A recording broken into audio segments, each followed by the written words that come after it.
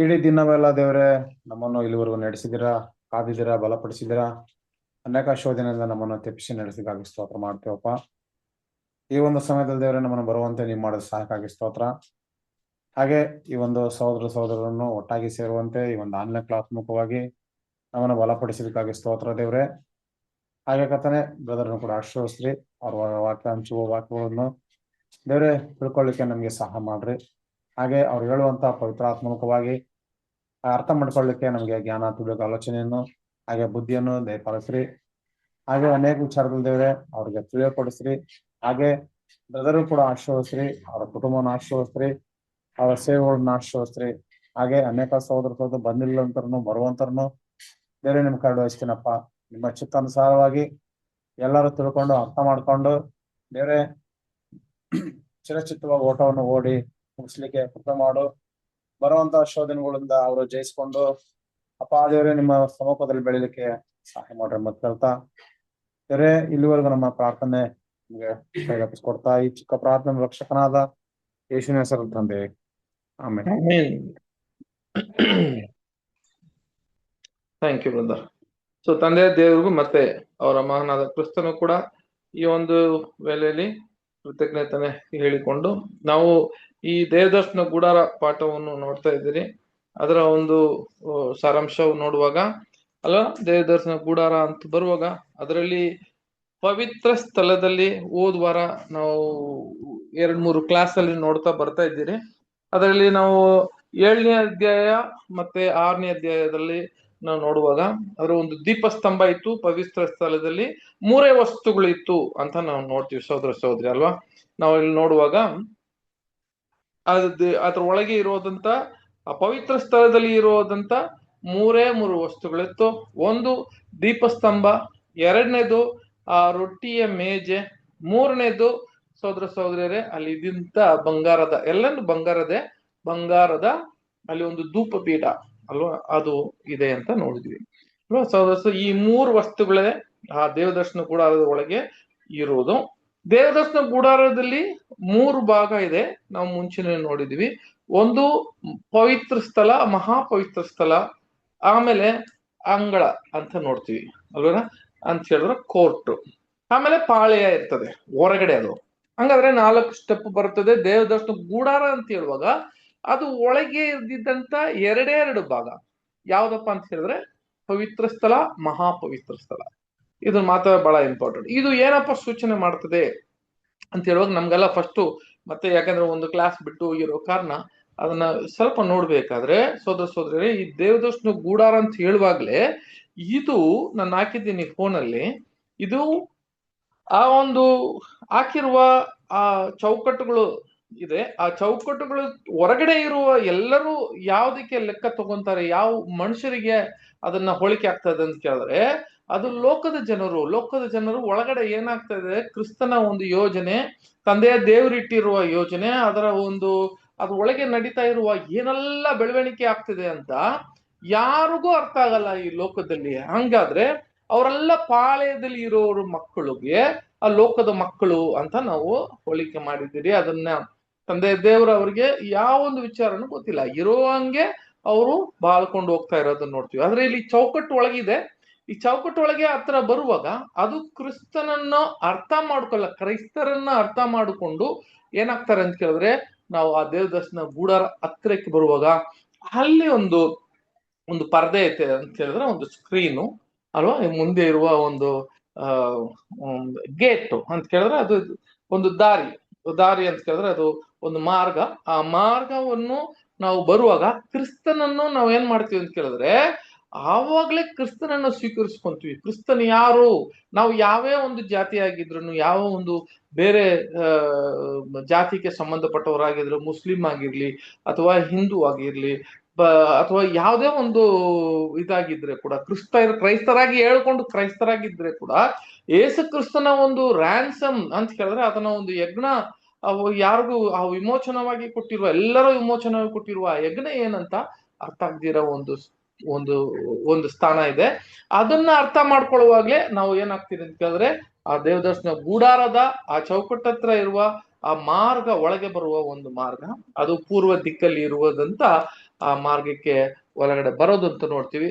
Once ಒಳಗಡೆ ಬರುವಾಗ ಸಹೋದರ ಸಹೋದರರೇ, ನಮ್ಮ ಸ್ಟಡೀಸ್ ಅಲ್ಲ ಅಂತ ಹೇಳುವಾಗ ವಾಕ್ಯದ ಪ್ರಕಾರ ನಾವು ಎಲ್ಲಾ ಕ್ಲಾಸ್ಗಳನ್ನ ಕೇಳ್ಕೊಂಡು ದೇವರಿಟ್ಟಿದ್ದಂತ ಯೋಜನೆಗಳು ಅಥವಾ ಸತ್ಯಗಳು ಬರುವ ರಾಜ್ಯದ ಬಗ್ಗೆ ಎಲ್ಲ ತಿಳ್ಕೊಂಡು ನಾವು ಮುಂದೆ ನೋಡಿರ್ತೀವಿ. ಅದೇ ಬಂದು ಆ ಒಂದು ಗೇಟ್ ಅಲ್ವಾ.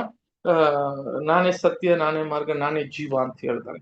ಹಾಗಾದ್ರೆ ಆ ಮಾರ್ಗ ಕ್ರಿಸ್ತನು ಅಲ್ವಾ. ನಾನು ಆ ಮಾರ್ಗ ಅಂತ ಹೇಳುವಾಗ ಅದನ್ನ ಅರ್ಥ ಮಾಡ್ಕೊಳ್ಳೋರು ಯಾರೋ ಅದು ಒಂದು ಹೆಜ್ಜೆ ಚಾಡು ಮುಂದೆ ಇಟ್ಟು ಒಳಗಡೆ ಬರ್ತಾರೆ.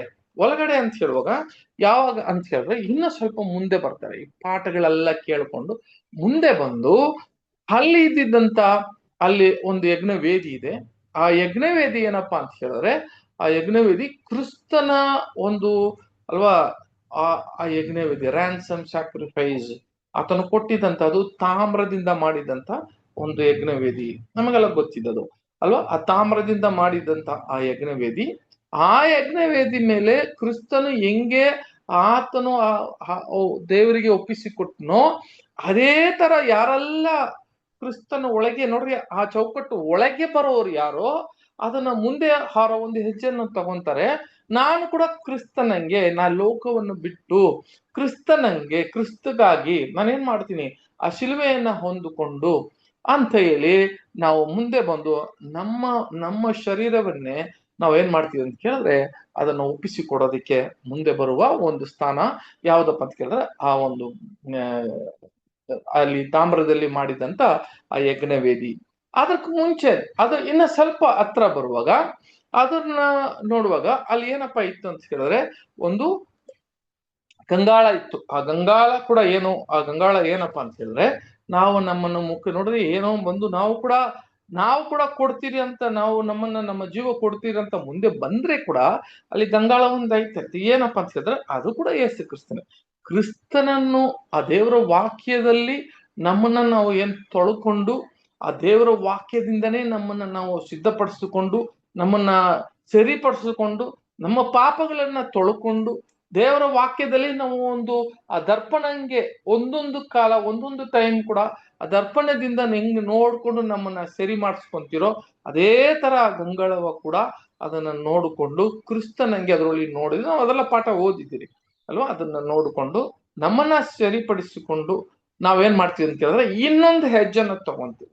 ಯಾವಪ್ಪ ಹೆಜ್ಜೋ ಆ ಹೆಜ್ಜೆ ಅಂತ ಹೇಳಿದ್ರೆ ನೋಡ್ರಿ ಈಗ ಲೋಕಕ್ಕೆ ನಾನು ಏನಾಗ್ತೀನಿ ಅಂತ ಕೇಳಿದ್ರೆ ನಾನು ಈ ಲೋಕ ಪ್ರಕಾರ ನಾನು ಬಾಳಲ್ಲ, ನಾನು ಸಾಯಕ್ಕೆ ಸಿದ್ಧನಾಗಿದ್ದೀನಿ ಅಂತ ಹೇಳಿ ನಾವು ಹೆಜ್ಜೆನ ತಗೊಂಡಿರೋರ ಬಗ್ಗೆ ಮಾತಾಡ್ತಾ ಇದ್ದೀನಿ. ನಾವು ತಗೊಂಡಿದ್ದೀವಿ ಅಂತ ನಾನು ನಂಬ್ತೀನಿ. ನಾನು ಕೂಡ ಏನ್ ಮಾಡ್ತೀನಿ ಅಂತ ಕೇಳಿದ್ರೆ ಎಲ್ಲರೂ ನಾವು ಕೂಡ ಒಂದು ಹೆಜ್ಜೆ ತಗೊಳ್ಳೇಬೇಕು. You have to develop. ನಾವ್ ಏನ್ ಮಾಡ್ಬೇಕಂತ ಕೇಳಿದ್ರೆ ಕಾಲ ಹೋಗ್ತಾ ಹೋಗ್ತಾ ಕರೆಯಲ್ಪಟ್ಟವರು ಆದುಕೊಂಡವರು ಆಮೇಲೆ ನಂಬಿಕೆಸ್ಥರು ಅಂತ ಒಂದೊಂದು ಸ್ಟೆಪ್ ನಾವು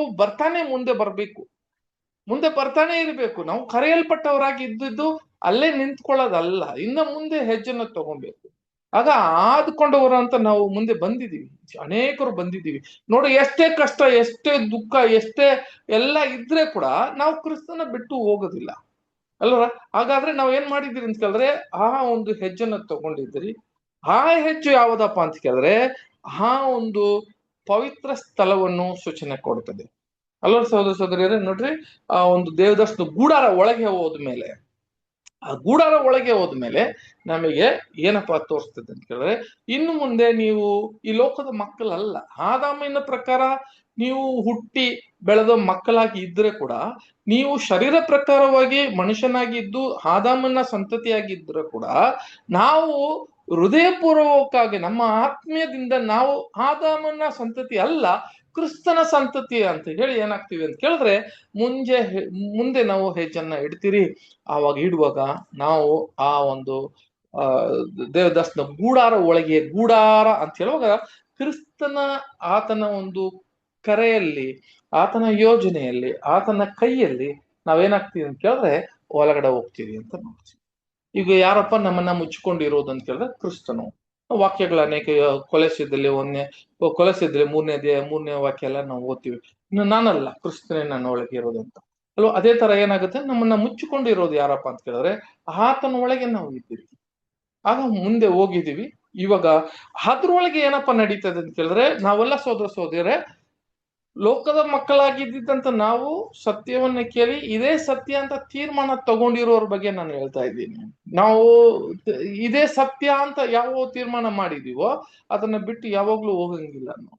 ಬೇರೆ ಎಲ್ಲೂ ಇಂಥ ಸತ್ಯ ನಮಗೆ ಸಿಕ್ಕಿದ್ಯಾ, ಇಂಥ ನನ್ನ ಮುಂದೆ ಹೋಗೋದಕ್ಕೆ ಒಳ್ಳೆ ಸತ್ಯ ಸಿಕ್ಕಿದ್ಯಾ, ಆ ತರ ನಾವು ನೋಡ್ಬೇಕು. ಇದೇ ನಮಗೆ ಏನಾಗಿದೆ ಅಂತ ಕೇಳಿದ್ರೆ ಸತ್ಯ ಸಿಗುತ್ತೆ. ಇದ್ರಲ್ಲಿ ಬೇರೆ ಬೇರೆ ಏನಾದ್ರು ಇದ್ರೂ ಕೂಡ ನಮ್ ಬೈಬಲ್ ಇರೋ ಸತ್ಯ ನಮಗೆ ಕಂಪ್ಲೀಟ್ ಹೊರಗಡೆ ಬಂತಲ್ಲ. ಪ್ರಕಟಣೆಯಲ್ಲಿ ಹೇಳ್ದಂಗೆ ಎಲ್ಲಾ ಕಾರ್ಯಗಳು ನಮಗೆ ಈಗ ಪ್ರಕಟಣೆ ಆಗಿದೆ ಅಲ್ವಾ, ಎಲ್ಲಾ ವಿಷಯಗಳು ಪ್ರಕಟಣೆ ಆಗಿದೆ. ಆದ್ರಿಂದ ಆ ಕಣ್ಣುಗಳು ತೆಗೆದವೆ, ಯಾವ್ದು ಕರೆಕ್ಟ್, ಯಾವ ಸರಿ, ಯಾವ ತಪ್ಪು ಅಂತ ನಾವು ನಮ್ಮನ್ನ ಅದನ್ನ ಅನಲೈಸ್ ಮಾಡೋದಿಕ್ಕೆ ನಮಗೆ ಅಷ್ಟು ಜ್ಞಾನ ದೇವರು ಕೊಟ್ಟವ್ರೆ. ಸೊ ಇದೇ ಸಾಕು. ನಾವು ನಮ್ಮನ್ನ ತಂದೆ ದೇವರು ನಡೆಸ್ತಾರೆ. ಆಗಿರುವಾಗ ನಾವು ಮುಂದೆ ಹೆಜ್ಜೆನ ತಗೊಳ್ಳುವಾಗ ಅಲ್ಲಿಗೆ ನಾವು ಕ್ರಿಸ್ತನ ಒಳಗೆ ಬಂದಿರ್ತೀವಿ ಅಲ್ವಾ. ಒಂದು ವಾಕ್ಯ ಕೂಡ ಓದೋಣ, ಕೊಲೊಸ್ಸೆ 3ನೇ ಅಧ್ಯಾಯ, ಕೊಲೊಸ್ಸೆರಿಗೆ 3ನೇ ಅಧ್ಯಾಯ 3-4 ಓದೋಣ ಸಿಸ್ಟರ್. ಯಾಕೆಂದರೆ ನೀವು ಸತ್ತಿರಲ್ಲ, ನಿಮ್ಮ ಜೀವವು ಕ್ರಿಸ್ತನೊಂದಿಗೆ ದೇವರಲ್ಲಿ ಮರೆಯಾಗಿಟ್ಟದೆ. 4 ನಮಗೆ ಜೀವವಾಗಿರುವ ಕ್ರಿಸ್ತನು ಪ್ರತ್ಯಕ್ಷನಾಗುವಾಗ ನೀವು ಸಹ ಆತನ ಜೊತೆಯಲ್ಲಿ ಪ್ರಭಾವದಿಂದ ಕೂಡಿದವರಾಗಿ ಪ್ರತ್ಯಕ್ಷರಾಗುವಿರಿ. ನೋಡ್ರ, ನಾವು ಸತ್ತು ಆತನ ಒಳಗಿದ್ದೀರಿ. ನಾವು ಕೂಡ ಹೆಂಗೆ ಅಂತ ಕೇಳಿದ್ರೆ, ನಾವು ಸತ್ತುವಾಗ ಏನಾಗ್ತೀರಿ, ಕ್ರಿಸ್ತನೇ ಹೆಂಗೆ ಪ್ರತ್ಯಕ್ಷನಾಗಿತ್ತು ಅದೇ ತರ ನಮಗ್ ಕೂಡ ಏನಾಗುತ್ತೆ ಅಂತ ಕೇಳಿದ್ರೆ ಮುಂದೆ ಆ ಮಹಾಪವಿತ್ರ ಸ್ಥಳಕ್ಕೆ ನಾವು ಹೋಗುವರಾಗಿರ್ತೀರಿ. ಆಗಿರುವಾಗ ನಾವು ಇವಾಗ ಕ್ರಿಸ್ತನ ಒಳಗೆ, ಈಗಲೇ ಕ್ರಿಸ್ತನ ಒಳಗಿದ್ದೀರಿ. ಇಲ್ಲಿಗೆ ನಮಗೆ ಸಿಕ್ಕುವ 3 ವಸ್ತುಗಳು ಅಲ್ಲಿ ಉಂಟು ಅಲ್ಲವರ. 3 ವಸ್ತುಗಳು ಉಂಟು. ಒಂದು ಏನಪ್ಪಾ ಅಂತ ಕೇಳಿದ್ರೆ ದೀಪಸ್ತಂಭ. ದೀಪಸ್ತಂಭ ಅಂತ ಹೇಳುವಾಗ ನಮಗೆಲ್ಲ ಗೊತ್ತಿದೆ. ಆ ದೀಪಸ್ತಂಭ ಅಂತ ಓದುವಾರ ನಾವು ಮುಂದಿನ ವಾರಗಳಲ್ಲಿ ಪಾಠಗಳನ್ನು ನೋಡಿದ್ದೀರಿ. ಆ ದೀಪಸ್ತಂಭ ಏನಪ್ಪಾ ಅಂತ ಕೇಳಿದ್ರೆ ಕಂಪ್ಲೀಟ್ ದೇವರ ವಾಕ್ಯ, ಬಂಗಾರದಿಂದ ಮಾಡಿದಂತ ಆ ದೀಪಸ್ತಂಭ. ಅದು ದೇವರ ವಾಕ್ಯ ಮಾತ್ರ ಅಲ್ಲ, ಆ ಸಭೆ ಮತ್ತೆ ಕ್ರಿಸ್ತನು ಅಲ್ವಾ, ಕ್ರಿಸ್ತ ತಲೆ ಮತ್ತೆ ಆ ಶರೀರ ಇಬ್ರಿಗೆ ಅದು ಹೋಲಿಕೆ ಆಗ್ತದೆ. ಆ 7 ಸಭೆಗೆ ಕೂಡ ಹೋಲಿಕೆ ಆಗ್ತದೆ. ಸಭೆ ಅದರಲ್ಲಿ ಜನಿಸಲ್ಪಟ್ಟಿದೆ ದೇವರ ವಾಕ್ಯದಿಂದ. ಅವರು ಈ ಬೆಳಕಾಗಿರ್ತಾರೆ. ಆ ಬೆಳಕಾಗಿರೋದು ಮಾತ್ರ ಇಲ್ಲ, ಅವರು ಬಂಗಾರದ ಅಂತ ಹೇಳಿದ್ರೆ ಅಮರತ್ವಕ್ಕೆ ಅವರು ಬಾಧೆಯರಾಗಿರ್ತಾರೆ ಅಂತ ಕೂಡ ನಾವ್ ಏನ್ ನೋಡ್ತಿದ್ವಿ ಅಂತ ಕೇಳಿದ್ರೆ ಸೋದರ ಸೋದರಿ ಅದರಲ್ಲಿ ಇದ್ದಿದ್ದಂತ ಆ ದೀಪಸ್ತಂಭವನ್ನು ನಾವು ನೋಡಿದೀವಿ ಅಲ್ವಾ. ಹಂಗಾದ್ರೆ ಅದ್ರ ಒಳಗೆ ಹೋದ್ಮೇಲೆ ನಮಗೆ ಬೆಳಕು ಯಾವ್ದಪ್ಪ ಅಂತ ಕೇಳಿದ್ರೆ ಅಲ್ವಾ, ಇನ್ನು ಮುಂದೆ ನಮ್ ಬೆಳಕಲ್ಲ ಯಾವುದು ಅಂತ ಕೇಳಿದ್ರೆ ದೇವರ ವಾಕ್ಯವೇ. ಅದೇನಾದ್ರೂ ಸೂಚನೆ ಕೊಡ್ತದೆ. ಕ್ರಿಸ್ತನು ಕೊಡುವ ಆ ಪವಿತ್ರ ಆತ್ಮ, ನಮಗೆ ಕೊಟ್ಟಿರುವ ಪವಿತ್ರ ಆತ್ಮದಲ್ಲಿ ನಮಗೆ ಬೆಳಕು ಅಂತ ಹೇಳುವಾಗ ಮುಂದಿನ ನಾಡ್ದು, ಯಾಕಂದ್ರೆ ಜನರು ಇಲ್ಲಿ ನಾಳೆ ಏನಪ್ಪಾ ಅಂತ ನೋಡ್ತಾ ಇದ್ದಾರೆ. ನಾಳೆ ನಂಗೆ ಎಲ್ಲಿ ಬದುಕೋದು, ಏನ್ ಬದುಕೋದು, ಬರೋ ತಿಂಗಳು ನಾನು ಹೆಂಗ್ ಬದುಕ್ಬೇಕು ಅಂತ ಜನರು, ಈ ಲೋಕದ ಜನರು ನೋಡ್ತಾ ಇದ್ದಾರೆ. ನಾವು ಆ ತರ ನೋಡ್ತಿಲ್ಲ. ನಮ್ಮ ಒಂದು ದೃಷ್ಟಿ ಯಾವ ತರ ದೃಷ್ಟಿ ನಮ್ದು ಅಂತ ಹೇಳಿದ್ರೆ, ನಮ್ಮ ಬೆಳಕು ಈ ಲೋಕದ ಬಗ್ಗೆ ಅಲ್ಲ ಅಲ್ವಾ, ಮುಂದಿನ ಬರುವ ಲೋಕ ಅಂತ ಹೇಳಿದ್ರೆ ನಮ್ಮ ಫೋಕಸ್ ಬೇರೆ. ಹಂಗಾದ್ರೆ ಆ ಬೆಳಕು ನಮಗೆ ಕ್ಲೀನ್ ಆಗಿ ಕಾಣ್ತವೆ. ಈಗ ನಮ್ಮ ಈ ಲೋಕ ಎಲ್ಲ ಕತ್ತಲಾಗಿರುವಾಗ, ಲೋಕದೆಲ್ಲ ಇರುವ ಕತ್ತಲ ಮಕ್ಕಳಾಗಿದ್ರೆ ಕೂಡ ನಮ್ಮನ್ನ ಬೆಳಕಿನ ಮಕ್ಕಳಾಗಿ ನಮ್ಮನ್ನ ಏನ್ ಮಾಡಿದ್ದಾರೆ ಅಂತ ಕೇಳಿದ್ರೆ ತಂದೆ ದೇವರು ನಮಗೆ ಆ ಬೆಳಕನ್ನು ಕೊಟ್ಟಿದ್ದಾರೆ. ಇವಾಗ ನಾವು ನೋಡುವಾಗ ನಮಗ್ ಕಾಣ್ತಾ ಇದೆ. ಮುಂದೆ ಏನಪ್ಪಾ ಅಂತ ಕೇಳಿದ್ರೆ ನಾವು ಸತ್ತ ಮೇಲೆ ಏನಾಗ್ತೀವಿ ಅಂತ ಕಾಣ್ತವೆ. ಅಷ್ಟು ಬೆಳಕು ಅಂತ ಕೇಳಿದ್ರೆ ಈ ಬೆಳಕಲ್ಲಿ ನಮ್ಗೆ ಕಾಣ್ತವೆ. ಅದಕ್ಕೆ ಕ್ರಿಸ್ತನಲ್ಲಿ ನಾವು ಏನ್ ಮರೆಯಲ್ಪಟ್ಟಿದ್ದೀವಿ. ಹಂಗಾದ್ರೆ ಆ ಯೋಜನೆ, ದೇವರಿಟ್ಟಿರೋ ಯೋಜನೆ ಕ್ಲೀನ್ ಆಗಿ ಕಾಣ್ತೇವೆ. ಇನ್ನು ಮುಂದೆ ನಾವು ಯಾವ್ದಕ್ಕೂ ಎದುರ್ಕೊಂಡಿಲ್ಲ, ನಾವು ಸಾವೋದಕ್ಕೆ ಎದುರ್ಕೊಂಡಿಲ್ಲ. ನಾವು ಮುಂದೆ ಇನ್ನೊಂದು ನಮಗೊಂದು ಏನ್ರಿ ಒಂದು ಗೋಡೆ ಐತೆ. ಆ ಗೋಡೆ ಹಿಂಭಾಗ ಏನಿದೆ ಅಂತ ಯಾರೋ ಒಂದು ಮ್ಯೂಟ್ ಹಾಕಿರಿ ನಿಮ್ಮ ಮೈಕು, ಅದು ಯಾರೋ ನಮ್ಮ ಆ ಗೋಡೆ ಹಿಂದೆ ಏನೈತಂತ ನಮ್ಮ ನಂಬಿಕೆ ವಿಶ್ವಾಸದಿಂದ ಅದನ್ನ ನೋಡ್ತಾ ಇದ್ದೀವಿ. ಅದು ಆ ಗೋಡೆ ಹಿಂದೆ ನಂಬಿಕೆ ವಿಶ್ವಾಸದಿಂದ ನಾವು ನೋಡ್ತಾ ಇದ್ರೆ ಅಷ್ಟು ಬೆಳಕು ದೇವರು ನಮಗೆ ಕೊಟ್ಟಿದ್ದಾರೆ. ಲೋಕದ ಮಕ್ಕಳು ಎಲ್ಲ ಕತ್ತಲಾಗಿರುವಾಗ ಇಷ್ಟು ಬೆಳಕು ಆ ದೀಪಸ್ತಂಭದಿಂದ ನಮಗೆ ಸಿಗ್ತದೆ. ಆದ್ರೆ ದೀಪಸ್ತಂಭ ಮಾಡುವ ಕಟ್ಟುಮಾನಗಳು ಯಾವ ತರ ಇತ್ತು ಅಂತ ಹೇಳಿದ್ರೆ, ಅದನ್ನ ಕಟ್ಟಬೇಕಾದ್ರೆ ಸಭೆನೇ ಹೋಳಿಕೆಯನ್ನ ತೋರಿಸ್ತದೆ. ಅದನ್ನ ಒಡೆದು ಸರಿಯಾದ ರೀತಿಯಲ್ಲಿ ಅದನ್ನ ಡಿಸೈನ್ ಮಾಡಿ, ಅದು ಒಂದೊಂದು ಕೂಡ ಯಾವ ತರ ಕ್ರಿಸ್ತನು ಸಭೆ ಅದರಲ್ಲಿ ಬೆಳವಣಿಗೆ ಆಗ್ತದೆ ಅಂತ ಹೇಳಿದ್ರೆ ಅದನ್ನ ಫಲವು ಕೊಡ್ತದೆ ಅಂತ ಹೇಳುವಾಗ ಅದು ಕೊಟ್ಟಿರೋ ಅದು ಮಾಡಿರುವ ವಿಧಾನಗಳು ಕೂಡ ನಾವು ಹೋದ್ವಾರ ತಿಂಗಳಲ್ಲಿ ಸ್ಟಡಿ ಮಾಡಿದ್ದೀವಿ. ಮುಂದೆ ಇರ್ತಿದ್ದಂತ ಆ ಮೇಜೆಯ ನೋಡುವಾಗ ಆ ಮೇಜೆ ಏನಪ್ಪಾ ಅಂತ ಹೇಳಿದ್ರೆ ಆ ರೊಟ್ಟಿಯನ್ನ ಹೊಂದ್ಕೊಳ್ತಾ ಇರುವ ಮೇಜೆ ಅಂತ ಹೇಳ್ತಾರೆ ಅಲ್ವಾ. ಆ ರೊಟ್ಟಿ ಅನ್ನೋದು ನಮಗೆಲ್ಲರಿಗೂ ಗೊತ್ತಿದೆ. ಏನಂತ ಹೇಳಿದ್ರೆ ಅದು ದೇವರ ವಾಕ್ಯ, ಮತ್ತೆ ದೇವರ ವಾಕ್ಯವೇ ಆ ರೊಟ್ಟಿ ಅಂತ ಹೇಳ್ತಾರೆ. 12 ಅಂತ ಹೇಳುವಾಗ ಇಲ್ಲಿಗಾರು ಅಂತ ಹೇಳುವಾಗ ಅದು 66 ರೊಟ್ಟಿಯಾ ಅಂತ ಕೇಳಿದ್ರೆ 6 ಇಟ್ಟಿದ್ದಾರೆ. 66 ರೊಟ್ಟಿ ಅದು ಬೈಬಲ್ಗೆ ಬೈಬಲ್ ಅನ್ನ ಮಾಡಿದಂತ ಅಧ್ಯಾಯಕ್ಕೆ ಅದನ್ನ ಹೋಲಿಕೆ ಮಾಡೋದಾ ಅಂತ ಕೇಳಿದ್ರೆ ಖಂಡಿತ ಅದನ್ನ ಗೊತ್ತಿಲ್ಲ. ಅದು ನಾನು ಎಲ್ಲಿ ಕೊಟ್ಟಿಲ್ಲ ನಮಗೆ. ಆದ್ರೆ ಕೆಲವು ಸಹೋದರರು ಇದು 66 ಅಂತ ಹೇಳ್ತಾರೆ, ಇದು 66 ಅಂತ ಹೇಳ್ತಾರೆ. ಬಟ್ ಅದು ಎಲ್ಲೂ ಕೂಡ ಕೊಟ್ಟಿಲ್ಲ. ಆದ್ರೆ ಅದು ಯಾವ್ದಕ್ಕೆ ಹೋಲಿಕೆ ಆಗ್ತದೆ ಅಂತ ಕೇಳಿದ್ರೆ ಈ 12 ಗೋತ್ರದಲ್ಲಿ ಇದ್ದಂತ ಆ 12 ಗೋತ್ರಕ್ಕೆ ಅದನ್ನು ನೋಡ್ತೀವಿ ಅಲ್ವಾ. ಈ ಮಹಾಯಾಜಕರು ಕೂಡ ಆತನ ಒಂದು ಕವಚಗಳಲ್ಲಿ ಹಾಕಿರುವಂತಹ ರಕ್ತನಗಳು ಅದು ಕೂಡ ಒಂದು 12. ಅದರಲ್ಲಿ ಅನೇಕ ವಿಷಯಗಳು 12 ಅಂತ ಬರ್ತದೆ. ಇದು ತಂದೆ ದೇವರ ಅವರ ಸಂಬಂಧಿಕರು, ಅವರ ಮಕ್ಕಳು ಅಲ್ಲ. 12 ಅಂತ ಹೇಳುವಾಗ ಅವರು ದೇವರಿಟ್ಟಿದ್ದಂತ 12 ಗುಣಗಳು ಕೂಡ ಅದರಲ್ಲಿ ಇರುತ್ತೆ. ಆ ರೊಟ್ಟಿ ಯಾರಪ್ಪ ಅಂತ ಕೇಳಿದ್ರೆ ಮೊದಲು ಅವ್ರಿಗೆ ದೇವರ ವಾಕ್ಯ ಕೊಟ್ಟು ಕರೆಯನ್ನ ಕೊಟ್ಟಿದ್ದು ಇಸ್ರಾಯೇಲ್ ಮಕ್ಕಳಿಗೆ. ಆಮೇಲೆ ಏನಾಯ್ತು ಅಂತ ಹೇಳಿದ್ರೆ ಅವ್ರು ಅದನ್ನ ಬಿದ್ದಿರೋ ಕಾರಣ, ನಾವು ಅದು ಕೂಡ ಓದಿದ್ವಿ ರೋಮನ್ಸ್ 11th ಚಾಪ್ಟರ್ ಅಲ್ಲಿ ಆ ವಿಷಯಗಳೆಲ್ಲ ಓದಿದ್ವಿ. ಅವ್ರು ಬಿದ್ದಿರೋ ಕಾರಣ, ಸ್ಲಿಪ್ ಆಗಿರೋ ಕಾರಣ ನಮಗೆ ಆ ಜಾಗ, ಆ ಮೇಜೆಯನ್ನು ನಮಗೆ ಸಿಕ್ತು ಅಂತ ಹೇಳುವಾಗ ನಾವು ಈಗ ಮೇಜೆಯಾಗಿದ್ದೀರಿ. ಮೊದಲು ಇಸ್ರಾಯೇಲ್ ಮಕ್ಕಳು ಮೇಜೆಯಾಗಿತ್ತು. ಅವರಿಗೆ ಆರಾಧನೆ, ಅವರಿಗೆ ಎಲ್ಲಾ ಕಾರ್ಯಗಳು ಅವರಿಗೆ ಇತ್ತು. ದೇವರ ಆರಾಧನೆ ಅವರೇ, ಕ್ರಿಸ್ತನೇ ಅವ್ರದೇ, ಪಿತೃಗಳು ಅವ್ರದೇ ಅಲ್ವಾ, ಎಲ್ಲ ಅವ್ರದಾಗಿತ್ತು. ಆಗ ಅವರು ಮೇಜೆಯಾಗಿದ್ರು. ಈಗ ಯಾರಪ್ಪ ಅಂತ ಕೇಳಿದ್ರೆ ಅಬ್ರಹಾಮನ್ ಯಾರು ಅಂತ ಕೇಳಿದ್ರೆ ನಮ್ಮವ್ರೆ, ದಾವೀದ ಯಾರು ಅಂತ ಕೇಳಿದ್ರೆ ನಮ್ಮದೇ. ದೇವ ಆರಾಧನೆ ನಿಜವಾಗಿ ಇವಾಗ ದೇವ ಆರಾಧನೆ ಯಾರು ಅಂತ ಕೇಳಿದ್ರೆ ನಮ್ಮದೇ. ಇವಾಗ ನಾವು ಆತ್ಮೀಯ ರೀತಿಯಲ್ಲಿ ಇರುವ ಇಸ್ರಾಯೇಲ್ ಮಕ್ಕಳಿಗೆ ಅದು ಎಲ್ಲಾ ದೇವರಿಟ್ಟಿದ್ದಂತ ಯೋಜನೆ ನಮಗೆ ಸಂಬಂಧಪಟ್ಟಿರೋ ಕಾರಣ ನಾವು ಆ ಮೇಜೆಯಾಗಿ ಇರ್ತೀರಿ ಅಂತ ಹೇಳ್ತಾರೆ. ಅದು ಮಾತ್ರ ಇಲ್ಲ, ಯಾವ್ದಕ್ಕೆ ಬಾಧೆಯರು ಅಂತ ಹೇಳಿದ್ರೆ ಯಾವ್ದಕ್ ಬಾಧೆಯರಾಗಿದ್ದಾರೆ ಅಂತ ಕೇಳಿದ್ರೆ ನಾವು ಸಹೋದರರೇ ಇಸ್ರೇಲ್ ಮಕ್ಕಳು ಕೊಟ್ಟಿದ್ದಂತ ವಾಗ್ದಾನ ನಮಗೇನಾಗಿದೆ ಅಂತ ಕೇಳಿದ್ರೆ ಸಹೋದರರೇ ಈಗ ನಮಗಲ್ವಾ ಆ ವಾಗ್ದಾನಗೆ ಬಾಧ್ಯರಾಗಿರೋರು ನಾವೇ ಅಂತ. ಆಗಿರುವಾಗ ಸಹೋದರರೇ ಆ ಮೇಜೆ ಮೇಲೆ ಇಟ್ಟಿದ್ದಂತ ಯಾರ್ರಿ ಅಂತ ಕೇಳಿದ್ರೆ ಆ ಮೇಜೆ ಮೊದಲು ಇಸ್ರೇಲ್ ಮಕ್ಕಳೇ, ಮತ್ತೆ ನಾವು ಕೂಡ ಈಗ ನಾವಾಗಿದ್ದೀರಿ. ಅದೇ ನಾವು ನೋಡುವಾಗ ಆ ದ್ರಾಕ್ಷ ಬಳ್ಳಿ ಯಾರಪ್ಪ ಅಂತ ಹೇಳಿದ್ರೆ ಆ ದ್ರಾಕ್ಷ ತೋಟ ಯಾರು, ದ್ರಾಕ್ಷ ಬಳ್ಳಿ ಯಾರು ಅಂತ ಓದುವಾಗ ನಾವು ಅದನ್ನು ಕೂಡ ಓದ್ಸತಿ ನಾವು ಓದಿದೀವಿ. ಅವರು ಮೊದಲಾಗಿ ದ್ರಾಕ್ಷ ತೋಟವಾಗಿದ್ರು.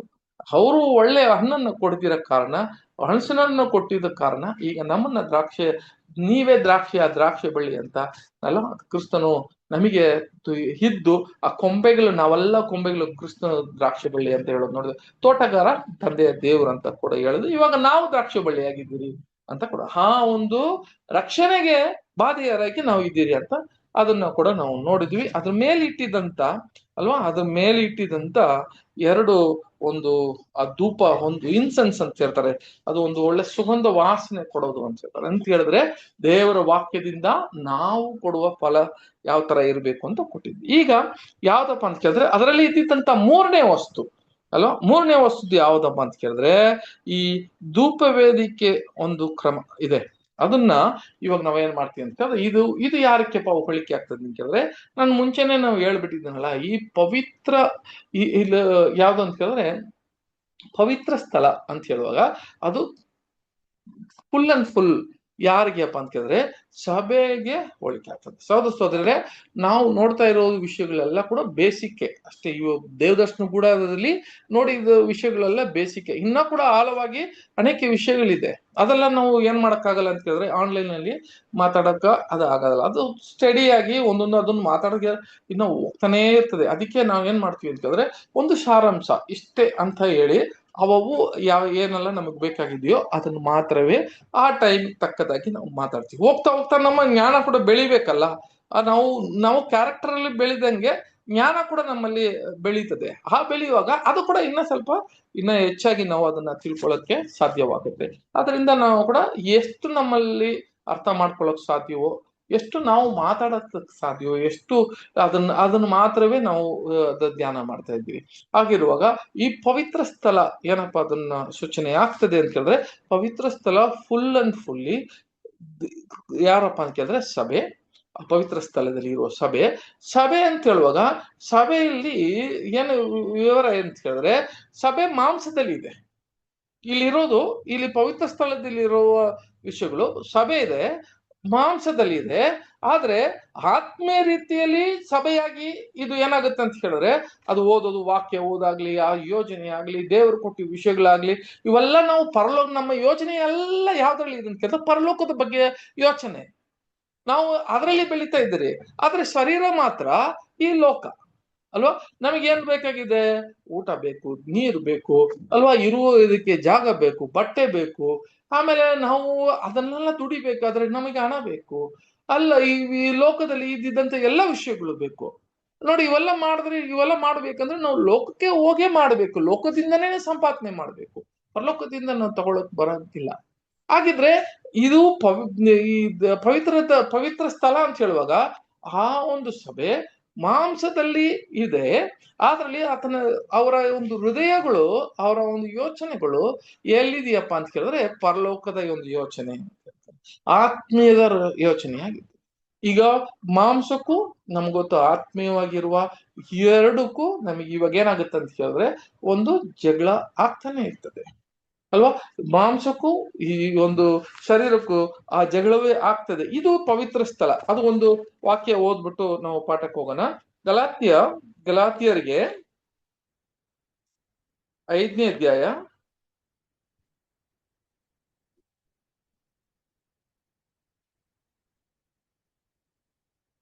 5ನೇ ಅಧ್ಯಾಯ 15ನೇ ವಾಕ್ಯ ಓದ್ರಿ ಸಿಸ್ಟರ್. 15. ನೀವು ಒಬ್ಬರನ್ನೊಬ್ಬರು ಕಚ್ಚಿ ಹರಕೊಂಡು ನುಂಗುವರಾದರೆ ಒಬ್ಬರಿಂದ ಒಬ್ಬರು ನಾಶವಾದಿರಿ ನೋಡಿರಿ. ಸರಿ, 17 ಓದ್ರಿ. 17. ಯಾಕಂದರೆ ಶರೀರ ಭಾವವು ಅಭಿಲಾಷಿಸುವುದು ಆತ್ಮನಿಗೆ ವಿರುದ್ಧವಾಗಿದೆ, ಆತ್ಮನು ಅಭಿಲಾಷಿಸುವುದು ಶರೀರ ಭಾವಕ್ಕೆ ವಿರುದ್ಧವಾಗಿದೆ. ನೀವು ಮಾಡಲಿಚ್ಛಿಸುವುದನ್ನು ಮಾಡದಂತೆ ಇವು ಒಂದಕ್ಕೊಂದು ಹೋರಾಡುತ್ತವೆ.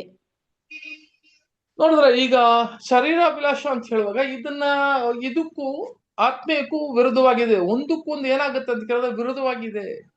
ಈಗ ಹೇಳ್ತಾರೆ ಈ ಒಂದು ಸ್ಥಿತಿ, ಈ ಒಂದು ಯಾರಪ್ಪ ಇದರಲ್ಲಿ ಏನಾಗ್ತಾ ಇದ್ದಾರೆ, ನೀವು ಇದರಲ್ಲಿ ಹೋರಾಟ ಇದೆ ಅಂತ ಹೇಳುವಾಗ ಯಾರು ಇದನ್ನ ಹೋರಾಟ ಇರ್ತಾರೋ ಅವರೇ ಪವಿತ್ರ ಸ್ಥಳದಲ್ಲಿ ಇದ್ದಾರೆ ಅಂತ ನಮಗ್ ಗೊತ್ತಾಗ್ಬೇಕು.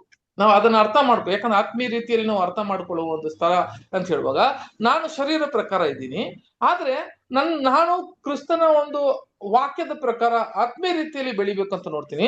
ಇದು ಒಂದಕ್ಕೊಂದು ಏನಾಗುತ್ತೆ ಅಂತ ಕೇಳಿದ್ರೆ ಹೋರಾಟ ಕೊಡ್ತಾ ಇದೆ ನನಗೆ. ನಾನು ಆಗೋದೇ ಇಲ್ಲ, ನಾನು ಮಾಡ್ತಾ ಇದ್ದೀನಿ, ಮಾಡ್ಬೇಕು ಅಂತ ಇದ್ದೀನಿ, ಆದ್ರೆ ಆಗ್ತಾನೂ ಇಲ್ಲ ಅಂತ ಹೇಳುವಾಗ ಈಗ ನಾವು ಯಾವ ಸ್ಥಳದಲ್ಲಿ ಇದ್ದೀವಿ ಅಂತ ಹೇಳಿದ್ರೆ ಇದೇ ಪವಿತ್ರ ಸ್ಥಳ ಅಂತ ಹೇಳ್ತಾರೆ.